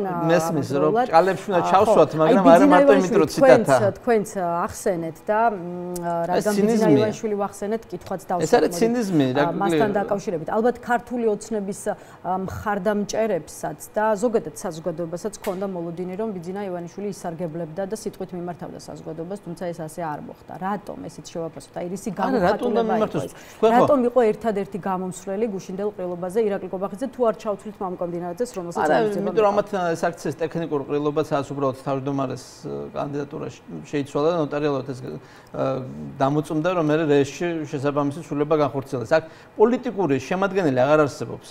ოცნებას აღარ აქვს პოლიტიკური შემადგენელი, ის კლავს პოლიტიკურ პროცესს, მას არ ჭირდება პოლიტიკური კონკურენცია და ივანიშვილი არანაირად არ დაუშვებს იმას, რომ ვინმე ქართულ ოცნებაში თავისთავად პოლიტიკოსად ჩათვალოს, იმიტომ რომ პოლიტიკოსობა ნიშნავს ფიქს ქვეყანაზე და ხალხზე. რაღაცა დოზით მაინც თუ შენ ზვარეკათ არ ეწირები შენ სამშობლოს და შენ ხალხს იმისი განცდა მაინც უნდა გქონდეს რომ შენ რო პოლიტიკაში ხარ ეს არის ვალდებულება ხალხისა და ქვეყნის წინაშე ბიძინა ივანიშვილი ცდილობს რომ ეს ატროფირებული იყოს მის გარშემო რა რომ ვერავინ იქ ხალხის ფაქტორი ვერ დააყენოს რომ ვერავინ ვერ თქვას ის რომ აი კი ჩვენ ფულს კი ვშოულობ და ჩვენ კი კარგად ავართ და კარაქში ვართ თუ შოკოლადში ვართ მაგრამ ხალხიც ხო არსებობს და ეგ ხალხისთვისაც რაიმე გაგვეკეთებინა ეს ცდილობის გულისთვის რომ ხარკის დონეზე რომ ვალდებულება შეგვეცვლილებინა. აი ამაზე ბიძინა ივანიშვილი მიზანმიმართულად მუშაობს რა. ის 12 წელთან 12 წელს 1 ოქტომბერს მან ომი გამოუცხადა. 12 წელი მე-13-ია უკვე ებრძვის ამ დღეს. იმიტომ ებრძვის რომ მას უნდა რომ თავის თავსაც და ამ დღესაც კიცოს ის რომ ეს დღე იყო არა ხალხის, არამედ მისი. ამ დღეს გამარჯვება ხალხმა კი არ მოიპოვა, მან მოიპოვა და ამ გამარჯვების კიდე თვითონ უნდა ესარგებლო, თორე ხალხი იქნებოდა სააკაშვილის მონობაში და სააკაშვილის მონობიდან რომ მის მონობაში გადავიდა, ეს არის ლოგიკური. მას მიაჩნია რომ ხალხი უნდა იყოს მონობაში. უბრალოდ მიაჩნია რომ სამართლიანობა არის არა ის რომ სააკაშვილის მონობაში, არამედ მის მონობაში რო ხარ. ბადოგედევან ოპოზიციაზეც ვისაუბროთ ცოტა და შევხედოთ ამ კონტექსტში იმ სიტუაციას, რომელიც დღეს არის ქვეყანაში შექმნილი, ქუჩაში პროტესტი კი ბატონო გრძელდება, მოქალაქეთა გარკვეული ჯგუფი რუსთაველის გამზირზე დღემდე გადის, დიდი და მასშტაბური აქციებიც ანონსდება, თუმცა აი თითქოს ქართული ოცნება ამ ყველაფერთან ადაპტირდა და ასე ვთქვათ შეეჩვია შიდა წინააღმდეგობის გარემოს ისე როგორც რჩება შთაბეჭდილება რომ რაღაცნაირად შეეგუა გარე ზეწოლასაც. აი ამ ფონზე კიდევ უფრო აქტუალური ხდება კითხვა, სად არის რას აკეთებს და რამდენად საკმარის აკეთებს ოპოზიცია. სად ხართ და რას აკეთებთ? ამ თვალსაზრისით რისი თქვა შეგიძლიათ და აი თუნდაც უშუალოდ თქვენი კოალიცია ავიღოთ. აი დღეს რაზე ხართ კონცენტრირებული და ორიენტირებული? შეგიძლიათ გითხრათ. თითქოს მე პერსონალურად ვარ რეგიონალურ სიტუაციებზე კონცენტრირებული და ჩემი ამოცანა არის სწორედ ის რომ პოლიტიკური სივრცე არ იყოს მარტო რუსთაველი. გონია რომ ძალიან მნიშვნელოვანია ეს რომ ყველა სოფელში და ყველა დაბაში იგრძნონ რომ პოლიტიკური პროცესი მათ ეკუთვნით და ხალხმა უნდა აი რაც თავარი წაართვა ივანიშვილმა ხალხს ხელისუფლება ხო წაართვა კონსტიტუციით გარანტირებული ფსიქოლოგიურად ცდილობს დაარწმუნოს ხალხი იმაში რომ ხელისუფლება ხალხისგან არ მოდის და ჩვენი ამოცანა არის რომ პოლიტიკური ვექტორი იქ გადავიდეს, იმიტომ რომ არის ჩემთვის არასასიამოვნო ტენდენცია საზოგადოებაში, რომ აი ჩვენ ვინას გვეკითხება, ჩვენ არაფერში არა ვართ, არის მოლოდინი, რომ აი ოპოზიციამ უნდა პოლიტიკურმა შემადგენელმა უნდა უზრუნველყოს სახალხო გამარჯვება. მე მესმის რომ პოლიტიკურ ოპოზიციას აქ რა თქმა უნდა გარკვეული ორიენტირების განსაზღვრის ვალდებულება, შეიძლება ლიდერის როლის ვალდებულებაც, რაღაცა ფორმალურად პოლიტიკური ოპოზიცია არის ამ ვითარებაში ის ვინც უნდა წარუძღოს პროცესს, მაგრამ პროცესის წარმატებული განხორციელება შესაძლებელია მხოლოდ იმ შემთხვევაში თუ ქართული ხალხი სოციალურ მძევლობას არ შეჩვევა და არ მიიღებს ამ რეალობას. ახლა ჩვენ რო ვაანალიზებთ რეგიონებში არსებულ სიტუაციას, იქ არის ძალიან ძიმე სოციალური მდგომარეობა, გაჭირვება არის ივანიშვილის და მისი რეჟიმის მთავარი მოკავშირე. ბატონო, ხალხის ფაქტორი შესაძლოა იყოს გადამწყვეტი და ალბათ გადამწყვეტია, თუმცა თავისი როლი აქვს ოპოზიციას. ხო, აი თქვენს კოალიციაზე გკითხავთ. ხო და მე მიმაჩნია ერთ-ერთი მთავარი როლი მაგია, რომ ჩვენ და სხვა პარტიებს დავანებოთ. თითქოს იგივე თქვენი პარტიის ლიდერები, ნიკა გვარამიანი, კამელია, თუნდაც ზურაბ ჯაფარიძე, აი უფრო ნაკლებ, არ ვიცი, უფრო ნაკლებად უფრო პასიურ პოლიტიკურ რაღაცა სიტუაციაში არიან დღეს ვიდრე იყვნენ. გვეჩვენება და არასწორი შთაბეჭდილება თუ ეს შეიძლება ცით რა არის, მე მესმის რომ შეიძლება მოლოდინი მეტი იყოს ჩვენგან, მაგრამ პერიოდულობით გარკვეული მედია საშუალების ეთერში გამოჩენას და იგივე Facebook პოსტების დაწერას ჩვენი მუშაობის რეჟიმი არის 24 საათიანი ერთ მიმართულებით რა. ჩვენ რესტორნებში და ვერც რაღაცა გართობებში ვერავინ ვერ გნახავს. ნიკამელი სულ რუსთაველზეა. ჩვენი აქტივი თუ სადმე ნახავთ საღამოს რუსთაველზე. მაშინ რატომ რჩება ასეთი შთაბეჭდილება რომ პოლიტიკურად ნაკლებად აქტიური ხარ? მე ხარ მინდა მაგ რაღაცა ვეძებო, იმიტომ რომ ალბათ საზოგადოება ელოდება არა უბრალოდ ასეთ რუთინულ მუშაობას, იქ თქვათ პარტიულს შეხვედრებს ცალკეულ ჯგუფებთან, მათ დაორგანიზებას, იმიტომ რომ რეგიონებში ახლა ჩვენ გავდივართ რეგიონებში ძალიან აქტიურად მუშაობთ, ხო? პირიქით იმდენად არის სიამოვნო ჩვენი აქტიურობა ხელისუფლებას რეგიონებში, რომ თქვენ რომ ესენი რეგიონებში აქტიურად მუშაობენ, თუმცა ადგილობრივი არჩევნებისთვის ემზადებიან არა და ღმერთი რჯული ადგილობრივი არჩევნებს ჩვენთვის გამოვრიცხავთ, თუ არ იქნება ახალი სამართლიანი არჩევნები პარლამენტის, იმიტომ რომ მიმაჩნია თუ ბოიკოტს უცხადებ უკანონო პარლამენტს რომელ ადგილობრივ არჩევნებზე საუბარი, მაგრამ ჩვენ მიგვაჩნია რომ რეგიონებთან უნდა გქონდეს ძალიან აქტიური და ინტენსიური კომუნიკაცია. ამ ეს კეთდება პარტიის მხრიდან, რუსთაველის აქტიურობა ჩვენი აქტიურობის ნაწილიცაა. ნიკა გვარამია სულ შეხვედრების რეჟიმშია უცხოელებთან ადგილობრივ პარტნიორებთან. ფაქტობრივად მე ნიკას ნახვა იმდენად მიჭერს, ახლა მეგობრები ვართ წლების, ხო და გვაქვს სულ ერთმანეთთან კომუნიკაცია, მაგრამ ის რომ მე 5 წუთიანი, 10 წუთიანი აუდიენცია მქონდეს ნიკასთან, არა იმიტომ რომ რაღაცა კერძო ცხოვრებით ცხოვრობს, არა აქვს, არც ჩვენთანაც არა აქვს პირადი ცხოვრება, აი ხაზგასმით გეუბნებით მაგას, კი არა, ტრაბახობ მაგით, მაგრამ ეს არის მოცემულობა. სანამდე საქართველოს არ გათავისუფლდება ჩვენი პირადულზე ყველაზე სვარი გვაქვს რა თქვა მე, არც არავის არ ვამადლი და არც გონია რომ დიდი ახალი არჩევნები ახსენეთ და ამ თემაზეც მინდა ერთი კითხვა დაგისვათ. კი ბატონო, როგორც ოპოზიცია, ასევე ქუჩაში მდგომი საზოგადოება კი ამბობს, რომ არჩევნების, აი ახალი საპარლამენტო არჩევნების გარდა სხვა გამოსავალი არ არის, მაგრამ აი მინდა დაგისვათ კითხვა, რომელიც აი როგორც კულუარებიდან, პოლიტიკური კულუარებიდან გამოვიდა ინფორმაცია უცხოელი ელჩებისა და სალომე ზურაბიშვილისა და რამდენიმე ოპოზიციური პარტიის წარმომადგენლებს შორის ცოტა ხნის წინ გამართულ შეხვედრაზე თავად უცხოელმა დიპლომატებმა დასვეს კითხვა ჟღერს შემდეგნაირად. ქართულმა ოცნებამ პარლამენტის ხელახალი არჩევნები რომ დანიშნოს, რამდენად მზად ხართ? რა შედეგს დადებთ? ეს კითხვა დასვეს, როგორც ამბობენ უცხოელმა დიპლომატებმა ამ შეხვედრაზე და სამართლიანად არჩევნებს. მე ძალიან კარგად მესმის, რომ არჩევნების გაყალბება ხელისუფლებას შეუძლია. კომუნისტებსაც შეძლოთ არჩევნების გაყალბება, მოკავშირეებსაც შეძლო არჩევნების გაყალბება და გააყალბა და რა არა ვარდების რევოლუციის გაყალბებული არჩევნები რჩებოდა ესეთად როგორც არის, სააკაშვილსაც რომ მოინდომებინა, ჩვენ ვერ დავიცავდით. აი მე მარტივად გეტყვით, მოვიგე ბორჯომის 36 ოლქი 2012 წელს, ხო? აი იქ რომ ფარულობა არ ყოფილიყო დაცული, ჩვენ რო არ გვეკონტროლებინა ფარულობის ნაწილში, მე ვერ მოვიგებდი. მაშინ ისი იმედი გაქვთ, მით უმეტეს ჩნდება ეს კითხვა. არა, ჩვენ ვითხოვთ სამართლიან არჩევნებს, ჩვენ ვითხოვთ რომ საერთაშორისო დამკვირვებლები ჩამოვიდნენ, ჩვენ ვითხოვთ იმას რომ ტერორი საზოგადოებაზე შეწყდეს, ჩვენ ამ კუთხით უფრო გავზრდით კონტროლს რომ მეტი მტკიცებულება დავდოთ, მაგრამ ეს მტკიცებულებები მე ვიღაცის მხრიდან ადეკვატურად უნდა შეფასდეს. ესე იგი, მე ჩემთან თუ მოვა საჯარო მოხელე ადამიანები, რომლებიც რეგიონებში ტერორის ქვემოთ არიან, იტყვიან რომ ჩვენ გვატერორებენ, ჩვენგან ითხოვენ ხმებს და გვემუქრებიან, არის მოსყიდვის ფაქტები და აი წინასაარჩევნოდ ფაქტობრივად სიპების რაოდენობა იზრდება 2-ჯერ, 3-ჯერ, 4-ჯერ სასაფლაოებზე ხალხი არ ასვენია იმდენი, ამდენი თანამშრომელია სასაფლაოს სიპებში რა. ესე იგი, ფაქტობრივად მთელი სახელმწიფო ბიუჯეტი, მთელი ეს რესურსი ამ გაჭირვებულ ხალხზე მუშაობს, ხო? თუ ჩვენ რაღაცა დონეზე, მე არ ვამბობ, რომ ოცნება ყველაფერზე ვარ სიტყვის. ერთ ელემენტარულ რაღაცაზე რომ ყოფილიყო შეთანხმება, რომ არჩევნები ფარული მაინც ყოფილიყო, მე დარწმუნებული ვარ ჩვენ არჩევნებს მოვიგებდით. მაგრამ ყველა პრინციპი დაარღვია ქართულმა ოცნებამ ხელისუფლების მხრიდან არჩევნებთან მიმართებაში. მე ყველაზე უფრო კარგი ანალოგია მაქვს მიშა სააკაშვილის საპრეზიდენტო არჩევნებზე 2008 წელს, როცა მიშამაც იგივე აკეთა იმისათვის, რომ შეენარჩუნებინა ხელისუფლება.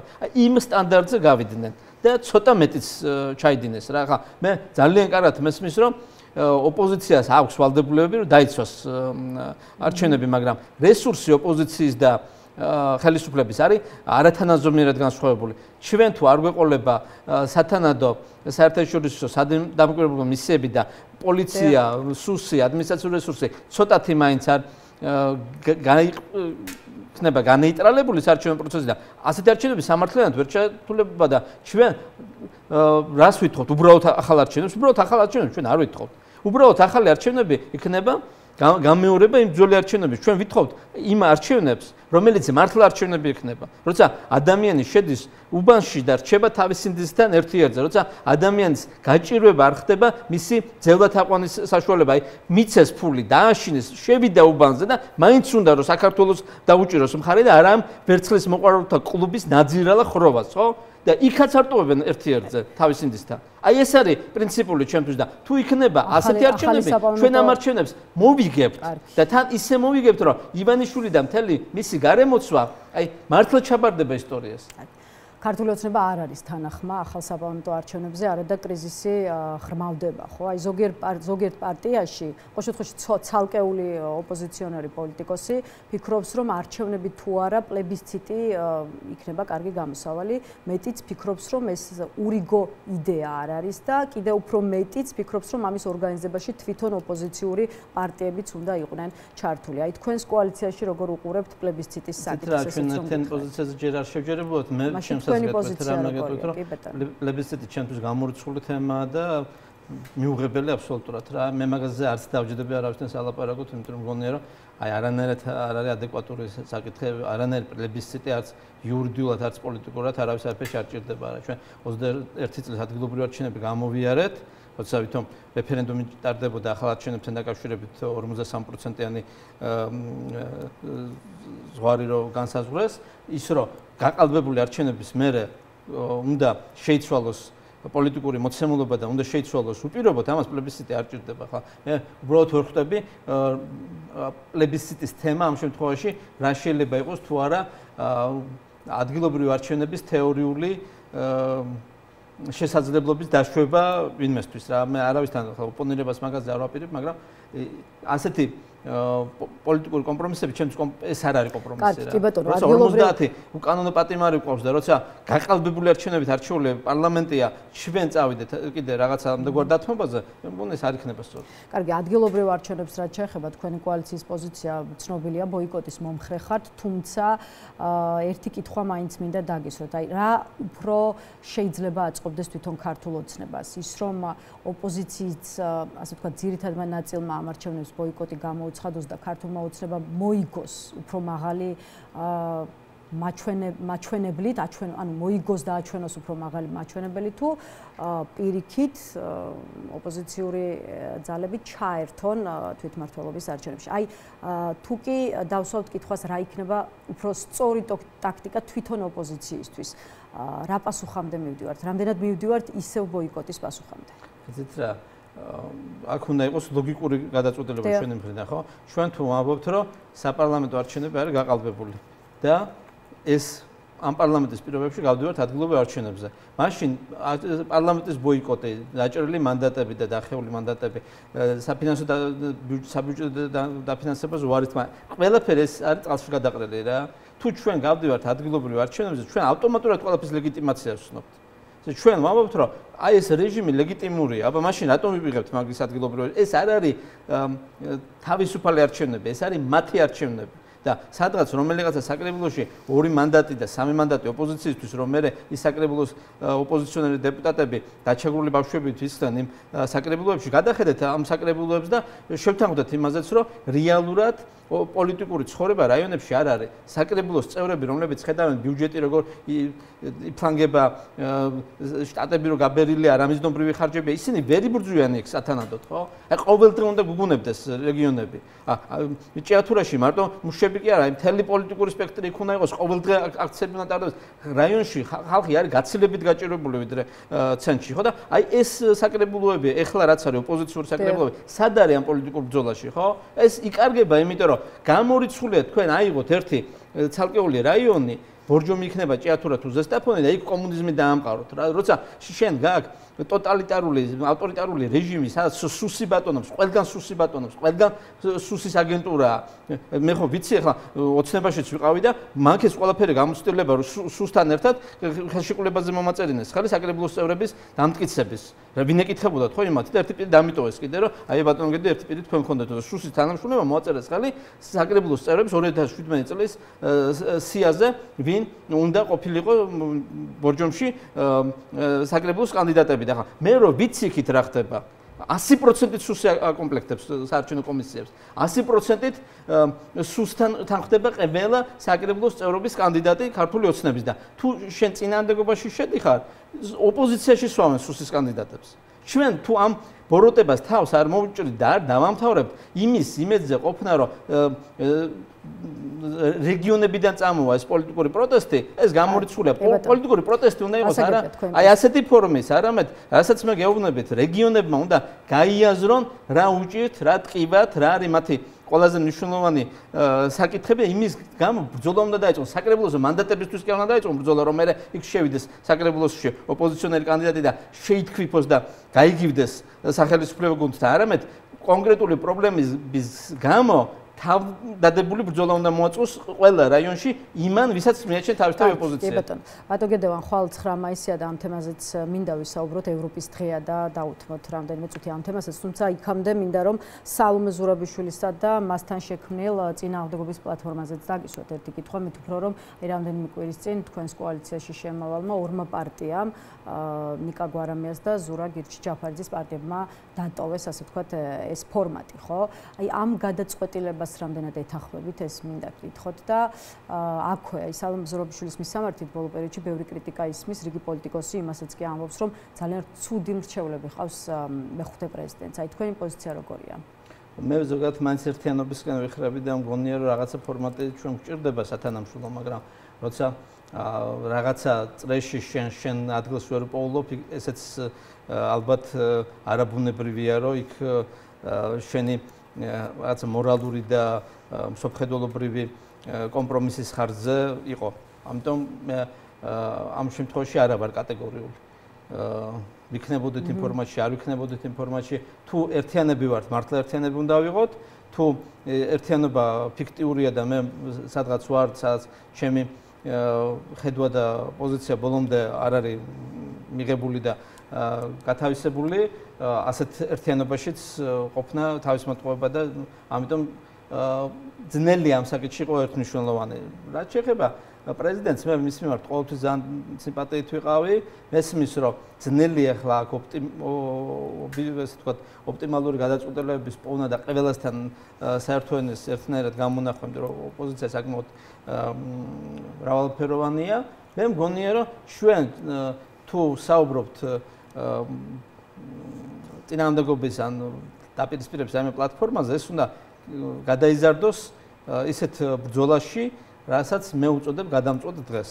აი მაგაზე უნდა შევთანხმდეთ რა. თუ ჩვენ მაგაზე ვერ ვთანხმდებით, რომ ყველა ერთად გადამწყვეტ დღის ფორმატში უნდა მივიდეთ რუსთაველზე და დავამთავროთ რეჟიმი, მაშინ ახლა რაღაცა ტექნიკურ საკითხებზე ჩვენ ისაც თანამშრომლობთ ოპოზიციაში, ეს იქნება საგარეო მიმართულება, ეს იქნება კანონური პატიმრები და CDC-ის პატიმრები.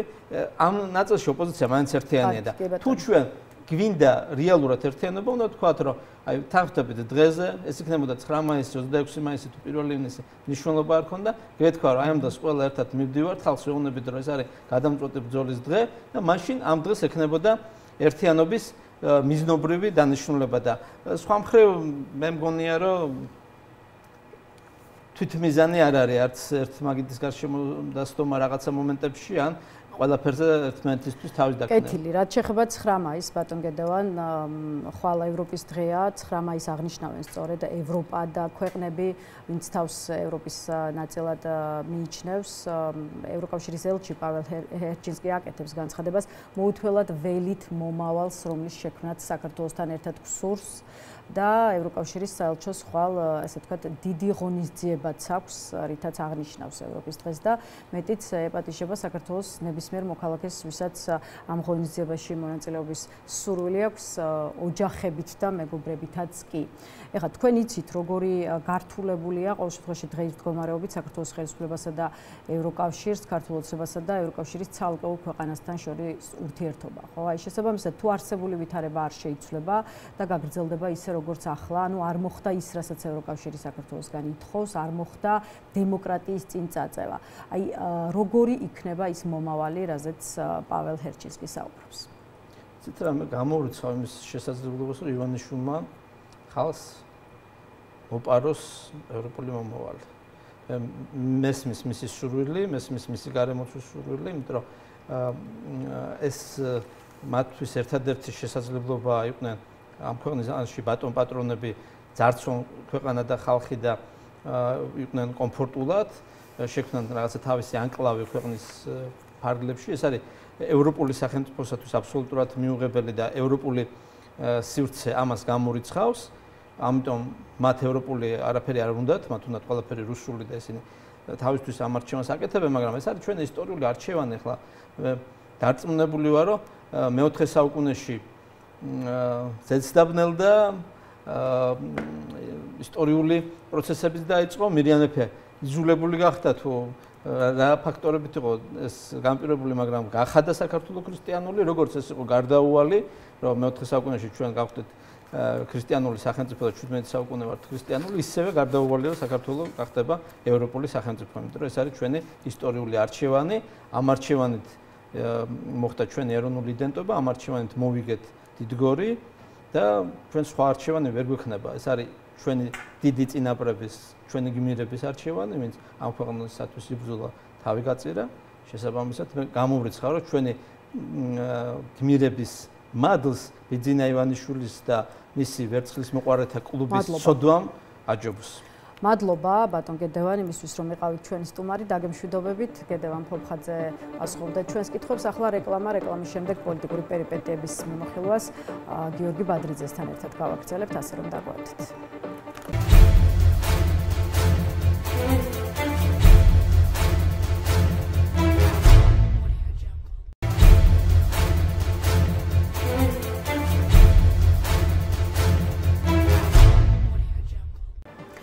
რეკლამის შემდეგ თავისუფალი სტუდია აგრძელებს პირდაპირ ეთერში მუშაობას. ეს გადაცემის დასკვნითი ნაწილია, სადაც უკვე აქტუალურ პოლიტიკურ საკითხებს ექსპერტულ ჭრილში გავშლით. ვიწყებთ თბილისი, ვაშინგტონით და ვასრულებთ მოსკოვით, სადაც ხვალ 9 მაისს ფაშიზმზე გამარჯვების 80 წლისთავთან დაკავშირებით დიდი სტუმრიანობა იგეგმება, ასე რომ დავიწყოთ, წარმოგიდგენთ ჩვენს სტუმარს, რონდელის ფონდის მკვლევარი გიორგი ბადრიძეა ჩვენთან ერთად.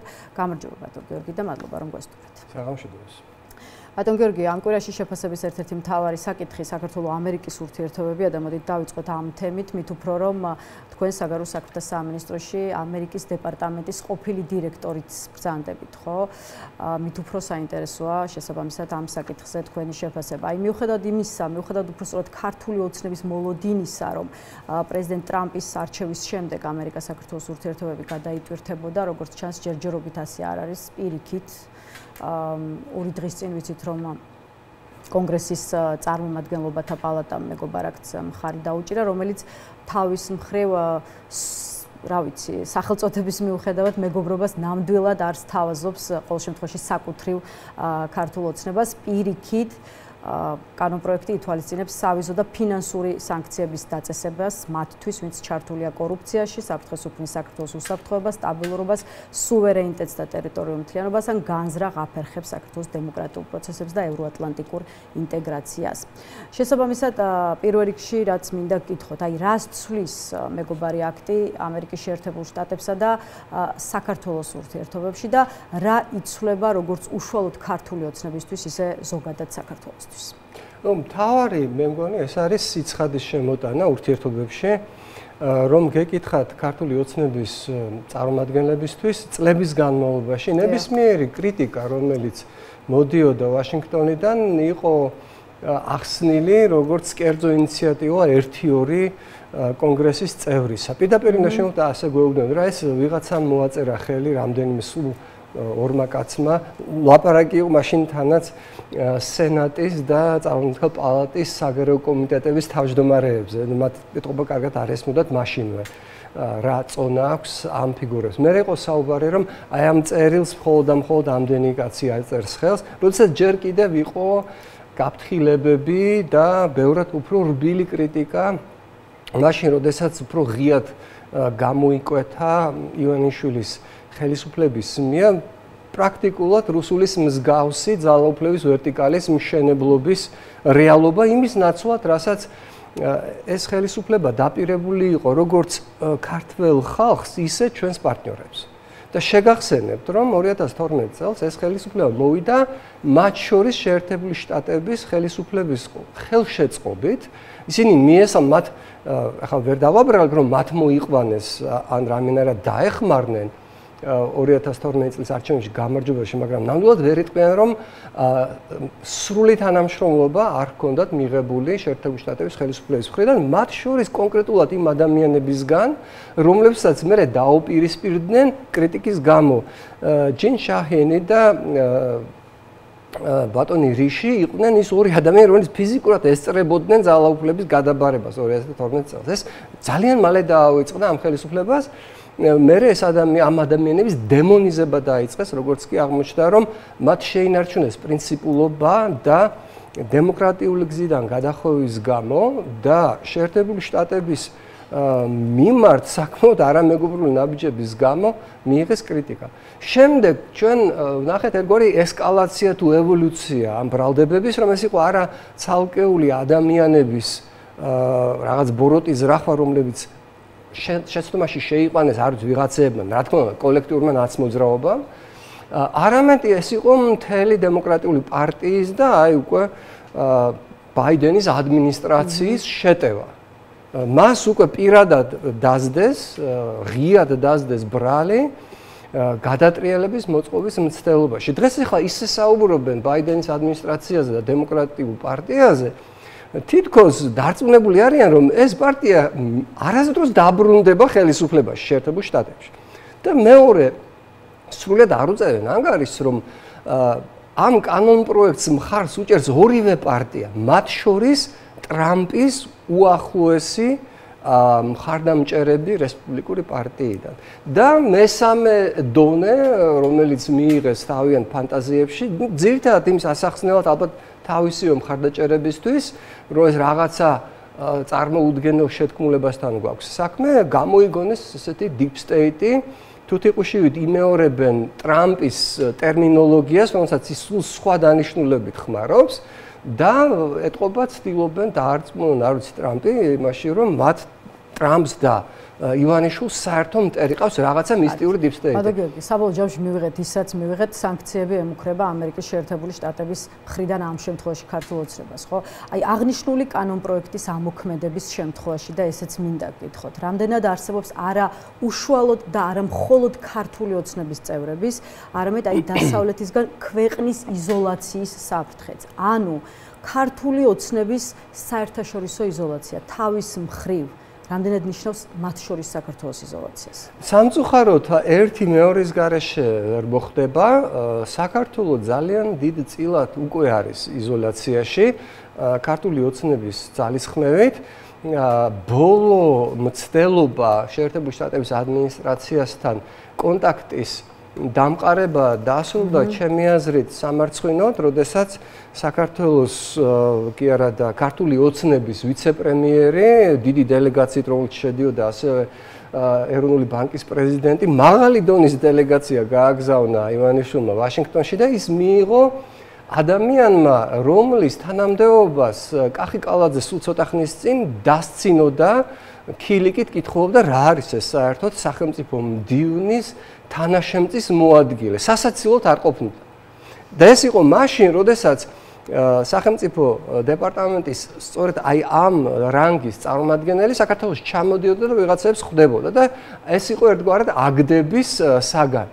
დღეს საქართველოსდან ჩადის ვიცე-პრემიერი de facto, მაგრამ მაინც შემიძლია დაგარწმუნოთ, რომ მათი მოთხოვნა ბევრად უფრო მაღალი დონის შეხვედრებზე იყო გაგზავნილი და პასუხად აძლევენ, რომ აი შეხვდი სახელმწიფო მდივნის თანაშემწის მოადგილეს. მე შემიძლია აგიხსნათ ეს რა თანამდებობა და მე რამდენი რანგია უშუალოდ სახელმწიფო დეპარტამენტში.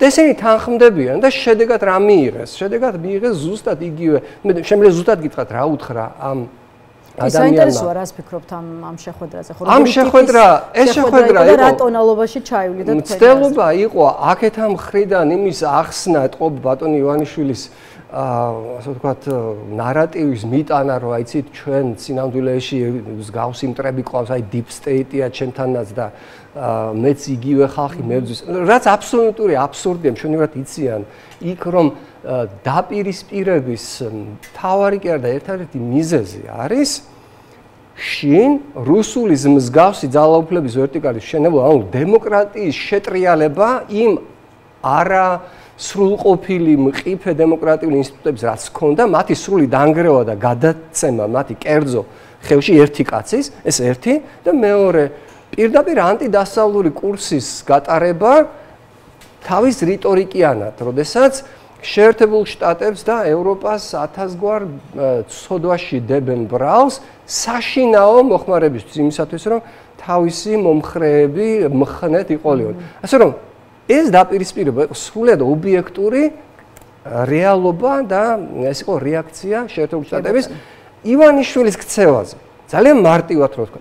იქით ამ მხრიდან იყო ძალიან ნათლად და პრინციპულად გაჟღერებული რა არის აუცილებელი იმისათვის რომ ეს ურთიერთობები გამოსწორდეს, რომ აუცილებელი არის დემოკრატიული კურსიდან გადახვევის შეჩერება, ანუ დემოკრატიული ინსტიტუტების აღდგენა და ამის შესაძლებლობა მხოლოდ ერთია, ეს არის ახალი არჩევნების ჩატარება. და მეორე, ეს არის დასავლური სამყაროს საპირწონედ მისი მოწინააღმდეგეების წარმომადგენლებთან ახალი სტრატეგიული ურთიერთობების მშენებლობა. მე შეგახსენებთ, რომ ტრამპის წინა ადმინისტრაცია მაინც და მაინც მჭიდრო ურთიერთობებით არ გამოირჩეოდა ამ ხელისუფლებასთან, რომელიც მაშინ ლეგიტიმური ხელისუფლება იყო.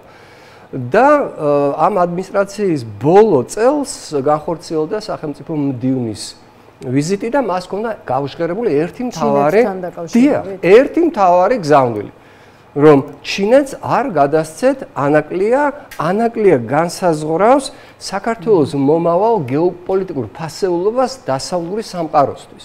და თუ კი მასზე კონტროლი ექნება ჩინეთს, ამ ფასეულობას ექნება სხვა განზომილება და არა ისეთი, როგორც დასავლეთსა და საქართველოს ერთობლივი პროექტი. ჩინეთთან საქართველოს ხელისუფლების ურთიერთობაზე, თუმცა იქამდე საინტერესოა რა სიტყვის ტრამპი მეგობარ აქტზე და ისევ ამ კანონპროექტს მინდა დაუბრუნდეთ, რამდენიმე კვირაში უკვე სენატში ეყრება კენჭი და როგორც პოლიტიკოსები და ექსპერტები ამბობენ, სენატში რაიმე წინააღმდეგობას არ ელოდებიან, თუმცა საინტერესოა რა სიტყვის მართლა პერსონალურად დონალდ ტრამპი, როდესაც მას კანონპროექტი ხელმოსაწერად გადაეცემა. ხა ქართული ოცნება მთელი ამ ხნის განმავლობაში ცდილობდა იმის წარმოჩენას, რომ ტრამპსა და მას შორის რაღაცა იდეოლოგიური თანხმედრა არსებობს. ხა თქვენც აღნიშნეთ, ხო?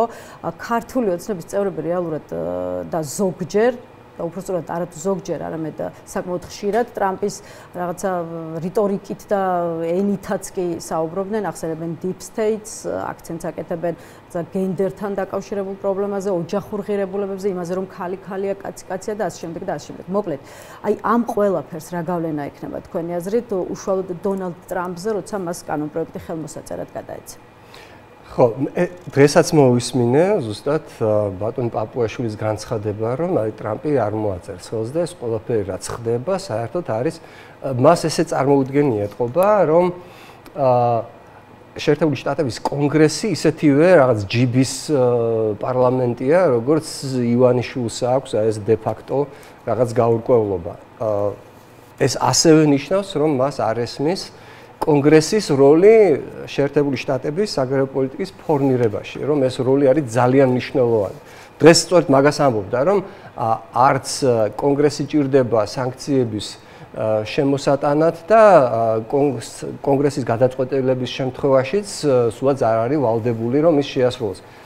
ვიმეორებ, აქამდე ეს აქტი მოვიდა როგორც ორპარტიული ინიციატივა, უბრალოდ ინიცირებული იყო სწორედ რესპუბლიკელი კონგრესმენის მიერ, მაგრამ ის მიმდინარეობს, გადის კომიტეტებს და გაიარა უკვე ქვედა პალატა, როგორც ორპარტიულმა ინიციატივამ, მათ შორის ტრამპის წარმომადგენლების მხარდაჭერით. ასე რომ, არ ვიცი, აი რატომ უნდა ვუსმინოთ იმ ადამიანებს, რომლებიც, როგორც გითხარით, წლების განმავლობაში გვიმტკიცებდნენ, რომ საერთოდ არათუ სანქციები არ იქნება, დაალაგებენ ყველაფერს და ყველა ეტაპზე მათი ესეთი დამშვიდება და წინასწარმეტყველება აღმოჩნდა მტყვილი. დაიმშვიდო თავი, შემდეგ ჯერამდე. კარგი. ბატონ გიორგი, ამერიკის შეერთებულ შტატებთან ურთიერთობაზე მეტნაკლებად ვისაუბრეთ. ახლა ევროკავშირზე მინდა გადავიდეთ და რამდენი დიდი ბოდიში სანამ ევროკავშირში გადავალთ, მაშინ ზუსტად ორი სიტყვით მე გეტყვით, რომ 91 წლიდან და 92 წლიდან უკვე როგორც მოქმედი დიპლომატი ჩემ თვალწინ გაიარა აი იმ ურთიერთობების ევოლუცია. მე კარგად მახსოვს, პირადად ვიყავ იმ ხალხში, ვინც დახვდა პირველ ელჩს საქართველოში შეერთებული შტატებისა. მე მომსწრე ვიყავი და ძალიან ბევრ საკითხში მონაწილე იმ ურთიერთობების ჩამოყალიბებისა სტრატეგიულ პარტნიორობად. და ჩემთვის აი ამ ყველაფრის ყურება, როგორ დაანგრიეს საქართველოს ყველაზე მნიშვნელოვანი ორმხრივი ურთიერთობა ყველაზე მნიშვნელოვან პარტნიორთან არის ძალიან მტკივნეულად საყურებელი. ამიტომ ეს არ არის ჩემთვის ჩვეულებრივი ამბავი და რაზეც ახლა საუბრობთ, მე ამაზე არ ვსაუბრობ არანაირად, არც ნიშნის მოგებით და არც არანაირი სიამოვნების განცდით. თორე ეს არის უამრავი ქართველი პოლიტიკოსის, დიპლომატის, პატრიოტის შრომის დანგრევა, რომელიც მიმართული იყო ჩვენი ქვეყნის უსაფრთხოების უზრუნველსაყოფად და არავის კონდეს ოდნავი ილუზია იმაზე, რომ შეერთებულ შტატებთან ურთიერთობების ჩამოშლა პირდაპირ საფრთხეს უქმნის ჩვენს მშვიდობას, სტაბილურობას და უსაფრთხოებას, რომლის გარეშე ჩვენ 90-იან წლებში და 2000-იან წლებში უბრალოდ ვერ მოვაღწევდით აქამდე. კარგი, გადმოვიდეთ ევროპაში, მოდით და ახლა გერმანიასთან ურთიერთობაზე მინდა, მოსალოდნელ ურთიერთობაზე მინდა დაგისვათ კითხვა, იქიდან გამომდინარე, რომ ახალი ასე ვთქვათ კოალიციური მთავრობა ყავს გერმანიას და ბუნდესტაგმა გერმანიის კანცლერად ფრიდრიხ მერციც აირჩია. ხო, აი საქართველოს პრემიერ-მინისტრი ირაკლი კობახიძე ულოცავს მერცის კანცლერობას და გამოთქვამს იმედს, რომ მისი ხელმძღვანელობის პირობებში საქართველოსა და გერმანიას შორის პარტნიორობა გამტკიცდება. თქვენ რას ელოდებით საქართველოს-გერმანიის ურთიერთობაში ესმინდა კითხოთ, გაქვთ მოლოდინი, რომ ვთქვათ, გაგრძელდება შოლცის პოლიტიკა თუ გაქვთ მოლოდინი და ელით, რომ არ ვიცი, მერცი რამე ახალ სიტყვას ასე ვთქვათ თბილისთან ურთიერთობაში. თუ კი რაიმე ახალი შეიძლება იყოს მოსალოდნელი ახალი კანცლერის პირობებში და ძირითადი მოქმედი პირები იგივე იქნებიან, ეს ისევ არის დიდი კოალიცია ქრისტიან დემოკრატებს და სოციალ-დემოკრატებს შორის. თუ კი რაიმით განსხვავდება მერცი წინა კანცლერისგან, ბატონი შოლცისგან, უფრო მეტი სიმტკიცით და უფრო მეტი პრინციპულობით ყველა იმ საკითხში, რომელიც აღმოჩნდა მთავარი პრობლემა ივანიშვილის რეჟიმსა და დასავლურ ქვეყნებს შორის ურთიერთობებში. ასე რომ მერცის მოსვლა ხელისუფლებაში არაფერს კარგს არ უქადის რეჟიმს. მე წარმოვიდგენ, რომ შეიძლება გერმანია ბევრად უფრო აქტიური იყოს ევროპულ პასუხში ქართულ საკითხთან დაკავშირებით. აქ უნდა აღვნიშნოთ, რომ აი ეს მოკავშირეები, რომელიც ევროკავშირის შიგნით ყავს ივანიშვილის ხელისუფლებას, მოქმედებენ იმგვარად, რომ სანქციები, რომელიც წესით უნდა დაწესებულიყო პიროვნულად ამ რეჟიმის წარმომადგენლების მიმართ დემოკრატიული პრინციპების დარღვევისთვის და ადამიანის უფლებების შელახვისთვის ვერ მტკიცდება, მას ბლოკავს ძირითადად უნგრეთი, თუმცა სლოვაკეთიც შეგვიძლია მივათვალოთ ამ მოკავშირეებს და შედეგი არის ის, რომ ეხლა განიხილება ამ სანქციების პრაქტიკულად გადმოტანა ჩვენზე, საქართველოს მოქალაქეებზე უვიზო რეჟიმის შეზღუდვის ან გაუქმების სახით. ამიტომ, თუ ეს საკითხი დადგა დღის წესრიგში და თუ ჩვენ დავკარგეთ მართლა დიდი მონაპოვარი უვიზო მიმოსვლა ევროკავშირთან, ეს იქნება პირადად ბიძინა ივანიშვილის და მისი ლობირების შედეგი, რომ მასზე არ ყოფილიყო დაწესებული სანქციები და რომ სანქციები ყოფილიყო გადმომისამართებული ქართულ ხალხს. აი ბიძინა ივანიშვილს და სანქციებს რაც შეეხება საფრანგეთის კონტექსტში მინდა ამ შემთხვევაში კითხვა დაგისვათ და რატომ? აი პოლიტიკურ სპექტრში ცალკეული პოლიტიკოსის მხრიდან გვესმის განცხადებები, რომ საფრანგეთისგან იმედგაცრუება ელის ბიძინა ივანიშვილს და რომ აქვთ ინფორმაცია იმ თაობაზე, რომ საფრანგეთი მუშაობს ივანიშვილის დასანქცირების საკითხზე. აი თქვენ რისი თქმა შეგიძლიათ უშუალოდ საფრანგეთთან მიმართებაში? ჩვენ გვახსოვს, რომ დეკემბერში მაკრონმა დაურეკა ბიძინა ივანიშვილს, თუმცა ამ საუბრის შემდეგ არც მაკრონი გამოჩენილა საქართველოს საკითხთან მიმართებაში და არც საფრანგეთისგან თქვათ გვინახავს რაიმე კონკრეტული ნაბიჯი. რამდენად არის მოსალოდნელი, რომ აი სამომავლოდ მაინც ასე თქვათ კონკრეტული გაწყვეტილებები მიიღოს საფრანგეთმა. ჩემი დაკვირვებით ყოველ ჯერზე, როდესაც ევროკავშირის წევრი ქვეყნების ან თვითონ ორგანიზაციის, ან შეერთებული შტატების მხრიდან ხდება რაღაც ნაბიჯის გადმოდგმა, ერთგვარი შანსის მიცემა, ჩვენ ვიღებთ ესკალაციას ივანიშვილის მხრიდან. აი მაგალითად, როდესაც შეერთებულ შტატებში გამოაცხადეს ბიძინა ივანიშვილის მიმართ სანქციების დაწესება, ეს იყო მე ვიტყვი უკიდურესად რბილი სანქციები, ერთგვარი გამაფრთხილებელი სანქციები იყო, რადგან ის არ შეხებია არც მის ბიზნესებს, არც ოჯახის წევრებს და ასე შემდეგ. რაც ერთგვარი სიგნალი იყო, რომ გარკვეული ქცევის შეცვლის შემთხვევაში, ნორმალური ქცევისადმი დაბრუნების შემთხვევაში არსებობს სივრცე ურთიერთობის აღდგენისა. იგივე შეეხება აი ბოლო შეხვედრას, როდესაც როგორც გითხარით, გაჟღერდა შეერთებული შტატების წარმოდგენა.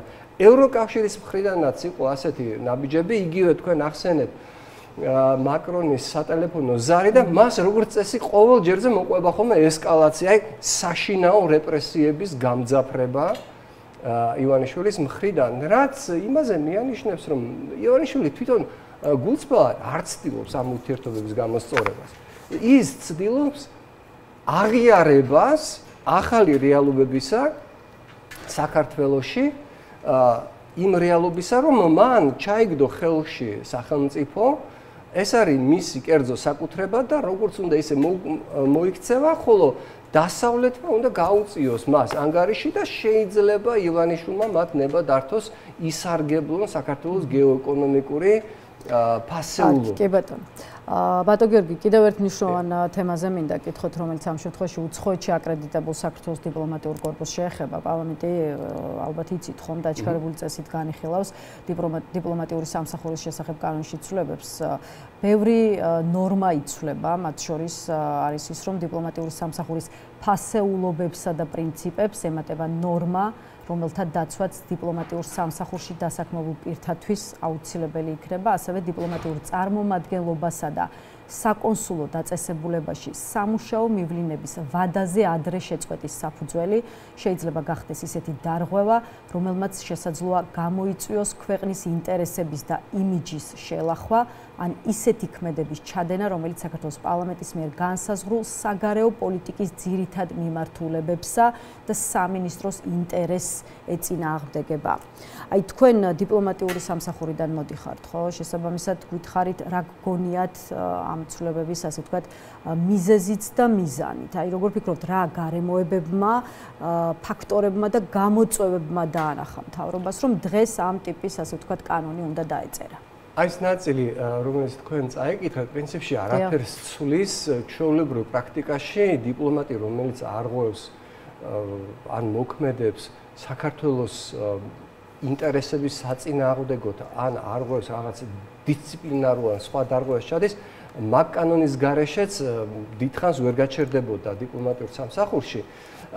კონტექსტი ამისი არის ძალიან სამწუხარო, ჩვენ პირდაპირ ახლა ვაკვირდებით მორიგ ტალღას პოლიტიკური წმენდისა, დიპლომატიური სამსახურის, მისი გამოხშირვის პროცესს იმ ადამიანებისგან, რომლებმაც გამოიჩინეს პროფესიონალიზმთან ერთად მორალური პრინციპების სიმტკიცე, რომლებმაც ხელი მოაწერეს აი იმ პეტიციას, რომელიც მოყვა 28 ნოემბრის განცხადებას, რომელიც პირდაპირ ეწინააღმდეგებოდა საქართველოს კონსტიტუციას. ანუ ადამიანები დიპლომატიურ სამსახურში, პროფესიონალები, რომლებიც ცდილობენ დაიცვან კონსტიტუციური პრინციპი საქართველოს დასავლეთში ინტეგრაციის საკითხს გულისხმობ, პირდაპირ გახდნენ სამიზნე რეპრესიებისა და ხდება მათი გამოხშირვის, გარიყვის და გაძევების პროცესი. აი ახლა ჩვენ სწორედ ამ პროცესს ვაკვირდებით. და ბოლოს 9 მაისია ხვალ და გარდა იმისა, რომ ევროპის დღეა, ფაშიზმზე გამარჯვების 80 წლის თავია და მოდით შესაბამისად ამ თემით დავასრულოთ. სტუმრიანობა იგეგმება რუსეთში. მაყურებლებს რომ უთხრათ, ხვალინდელ აღლუმზე დასასწრებად მოსკოვში უკვე იმყოფებიან ჩინეთის, სერბეთის, ბრაზილიის, ვენესუელის, კუბის, მონღოლეთისა და ეკვადორის პრეზიდენტები. ინდოეთის პრემიერ-მინისტრმა ჩასვლაზე უარი თქვა პაკისტანთან დაძაბული ურთიერთობის გამო, ისე როგორც საბოლჯამში მოსკოვში ჩასვლა გადაიფიქრა აზერბაიჯანის და ლაოსის ლიდერებმა. აი როგორ ფიქრობთ, როგორ ჩაივლის სტუმრიანობა მოსკოვში იმის გათვალისწინებით, რომ ზელენსკი არ იღებს გარანტიას, რომ რუსეთის ცა იქნება დაცული? პირველი ჩემთვის წარმოუდგენელად ამორალურია მილიონობით ადამიანის ამ ომში ჩახოცვის ზეიმი. სხვათა შორის საქართველოში იგივე ადამიანები, რომლებიც ამ ომს უწოდებენ საამულოს და მოგვიწოდებენ ზეიმისკენ, კატეგორიულად ეწინააღმდეგებიან იმ ხალხს, ვინც ჩვენ სამშობლოს იცავდა მაგალითად 2008 წელს. ჩემთვის ამორალური იმის გამოა, რომ პირველ რიგში ეს მსოფლიო ისტორიაში ყველაზე დიდი ომი, ყველაზე კატასტროფული ომი გააჩაღა საბჭოთა კავშირმა ნაცისტურ გერმანიასთან ერთად. მათი შეთანხმებით ცენტრალური და აღმოსავლეთ ევროპის გაყოფის შესახებ. ამ კონკრეტული ფაქტი ეს არის ვარაუდი მოლოტოვ-რიბენტროპის პაქტით. შესაბამისად, ომის დაწყების თარიღად ითვლება 1 სექტემბერი 39 წლის, როდესაც გერმანია პოლონეთს თავს დაესხა დასავლეთიდან და მე ავიწყდებოდა ხოლმე ის ნაწილი, რომ ამავე პოლონეთს აღმოსავლეთიდან საბჭოთა კავშირი დაესხა თავს, შემდეგ დაესხა თავს ფინეთს და ბალტიის ქვეყნებს.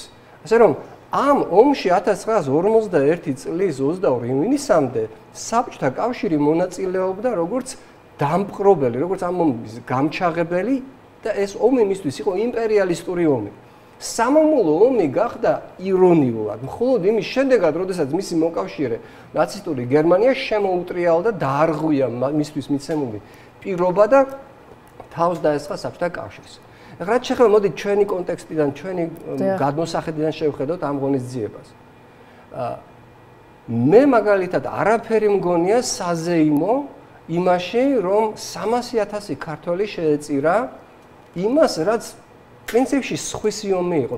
არც ერთ ჩვენ ყველა ომში ერთად აღებულში ამდენი მსხვერპლი არ გაგვიღია. ეს არის რეალობა.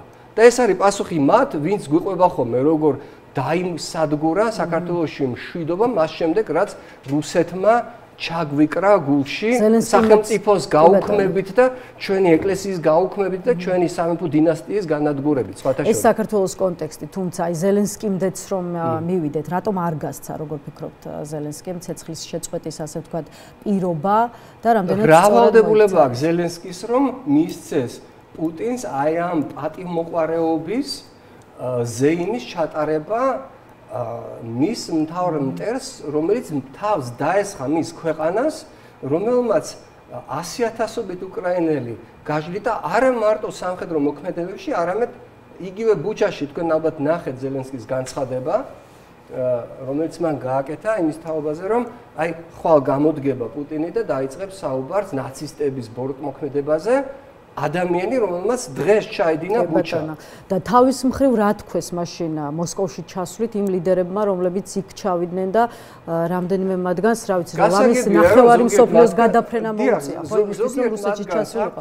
აი მაყურებლებს რომ უთხრათ, ბატონ გიორგი, აგერ ვუჩიჩიზე და ფიცოზე წერს მედია, რომ უცნაური ტრაექტორიით მოუწიათ მოსკოვში წასვლა, გადაიფრინეს უნგრეთი, რუმინეთი, შავი ზღვა, იმისთვის რომ რუსეთის საჰაერო სივრცეში შესულიყვნენ იმის გამო რომ ლატვიამ, ლიტვამ და ესტონეთმა ლატვიამ, ლიტვამ და ესტონეთმა მოკლედ დახურეს მათთვის საჰაერო სივრცე. ხო, მართლა ნახევარი მსოფლიო გასაგებია რომ ჩინეთს სავარაუდოდ ბრაზილიას და ვენესუელას თავიანთი პოლიტიკური ინტერესები ამოძრავთ. აი ვუჩიჩის ამბავი არის ძალიან გასაკვირი, რადგან ერთის მხრივ ეს ქვეყანა აცხადებს რომ მას სურს ევროკავშირის წევრი გახდეს, მეორეს მხრივ იუგოსლავია, სერბეთი ზუსტად ისევე არის იუგოსლავიის ყველაზე მეტწილად სამართალ მემკვიდრე, თუ იურიდიულად არა, ეგ არის მემკვიდრე, ბელგრადი სერბეთის დედაქალაქია და იუგოსლავიის ცენტრად სერბეთი მოიაზრებოდა, ზუსტად ისევე როგორც საბჭოთა კავშირის მემკვიდრე არის რუსეთი. იმ ომში იუგოსლაველი მეომრები იბრძოდნენ დამოუკიდებლად ბოლომდე. მათ თავიანთი ქვეყანა თვითონ გაათავისუფლეს, წითელ არმიას არ გაუთავისუფლებია. იუგოსლავია წითელი არმია კონევის მეთაურობით შევიდა იუგოსლავიაში მას შემდეგ, რაც იუგოსლაველებმა თვითონ დაამარცხეს ნაცისტები თავიანთ ქვეყანაზე. და რით გადაუხადა მადლობა კონევის არმიამ, იმით რომ იუგოსლავიაში დაიწყო წითელ არმიელების მიერ მასობრივი გაუპატიურებები და ხშირად მკვლელობები იუგოსლაველი ქალების. ამის შესახებ დოკუმენტურად არის ცნობილი მილოვან ჯილასის წიგნიდან საუბრების სტალინთან და ეს გახდა შემდეგ იუგოსლავიასა და საბჭოთა კავშირს შორის ერთ-ერთი მთავარ პრობლემად იქცა, რის გამოც იუგოსლავია შემდეგ აღარ გახდა ვარშავის პაქტის წევრი. ასე რომ მე მიკვირს, იმიტომ რომ იუგოსლავიას და სერბეთს ძალიან ამაყი წარსული აქვს, ნამდვილად ბევრი აქვს საამაყო ამ ომის მოგონებაში განსხვავებით ისევე პუტინის ქვეყნისგან, როგორც გითხარით, რომელიც მონაწილე იყო ამ ომის გაჩაღებაში.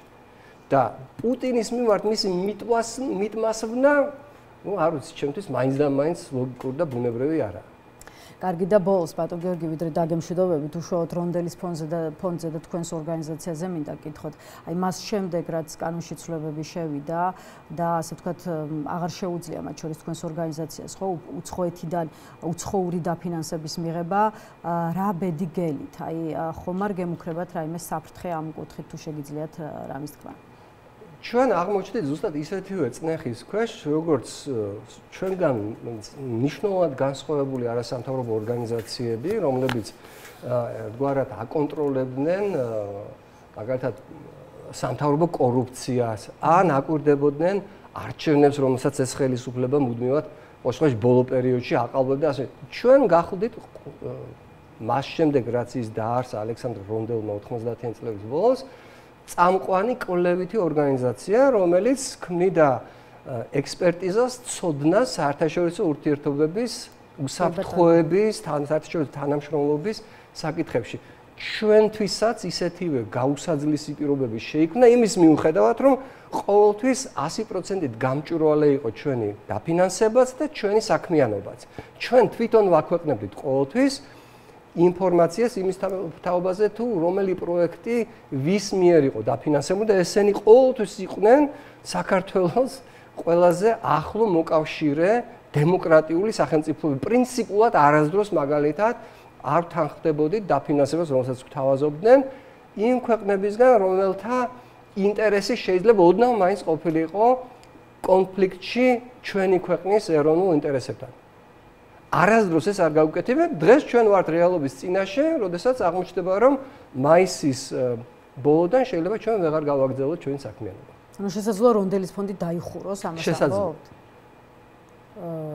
ეს არის ერთადერთი გამოსავალი, რომელიც შექმნა ქართულმა ოცნებამ? ეს არის რეალობა, რომელიც შექმნა ქართულმა ოცნებამ, როდესაც თუ მის ინტერესს არ ატარებ, თუ შენ არ მოიპოვე ბიძინა ივანიშვილისგან ნებართვა, რომ იარსებო, ის ყველაფერს გააკეთებს იმისათვის, რომ შენ შეწყვიტო საქმიანობა, მიუხედავად იმისა, რამდენად სასარგებლო და მნიშვნელოვანი შეიძლება იყოს ეს საქმიანობა ჩვენი ქვეყნის ინტერესებისთვის. ძალიან სამწუხაროა, რასაც ახლა ამბობთ ბატონ გიორგი, მე მაინც დავიტოვებ იმედს, რომ რონდელის ფონდი რამენაირად გააგრძელებს მუშაობას.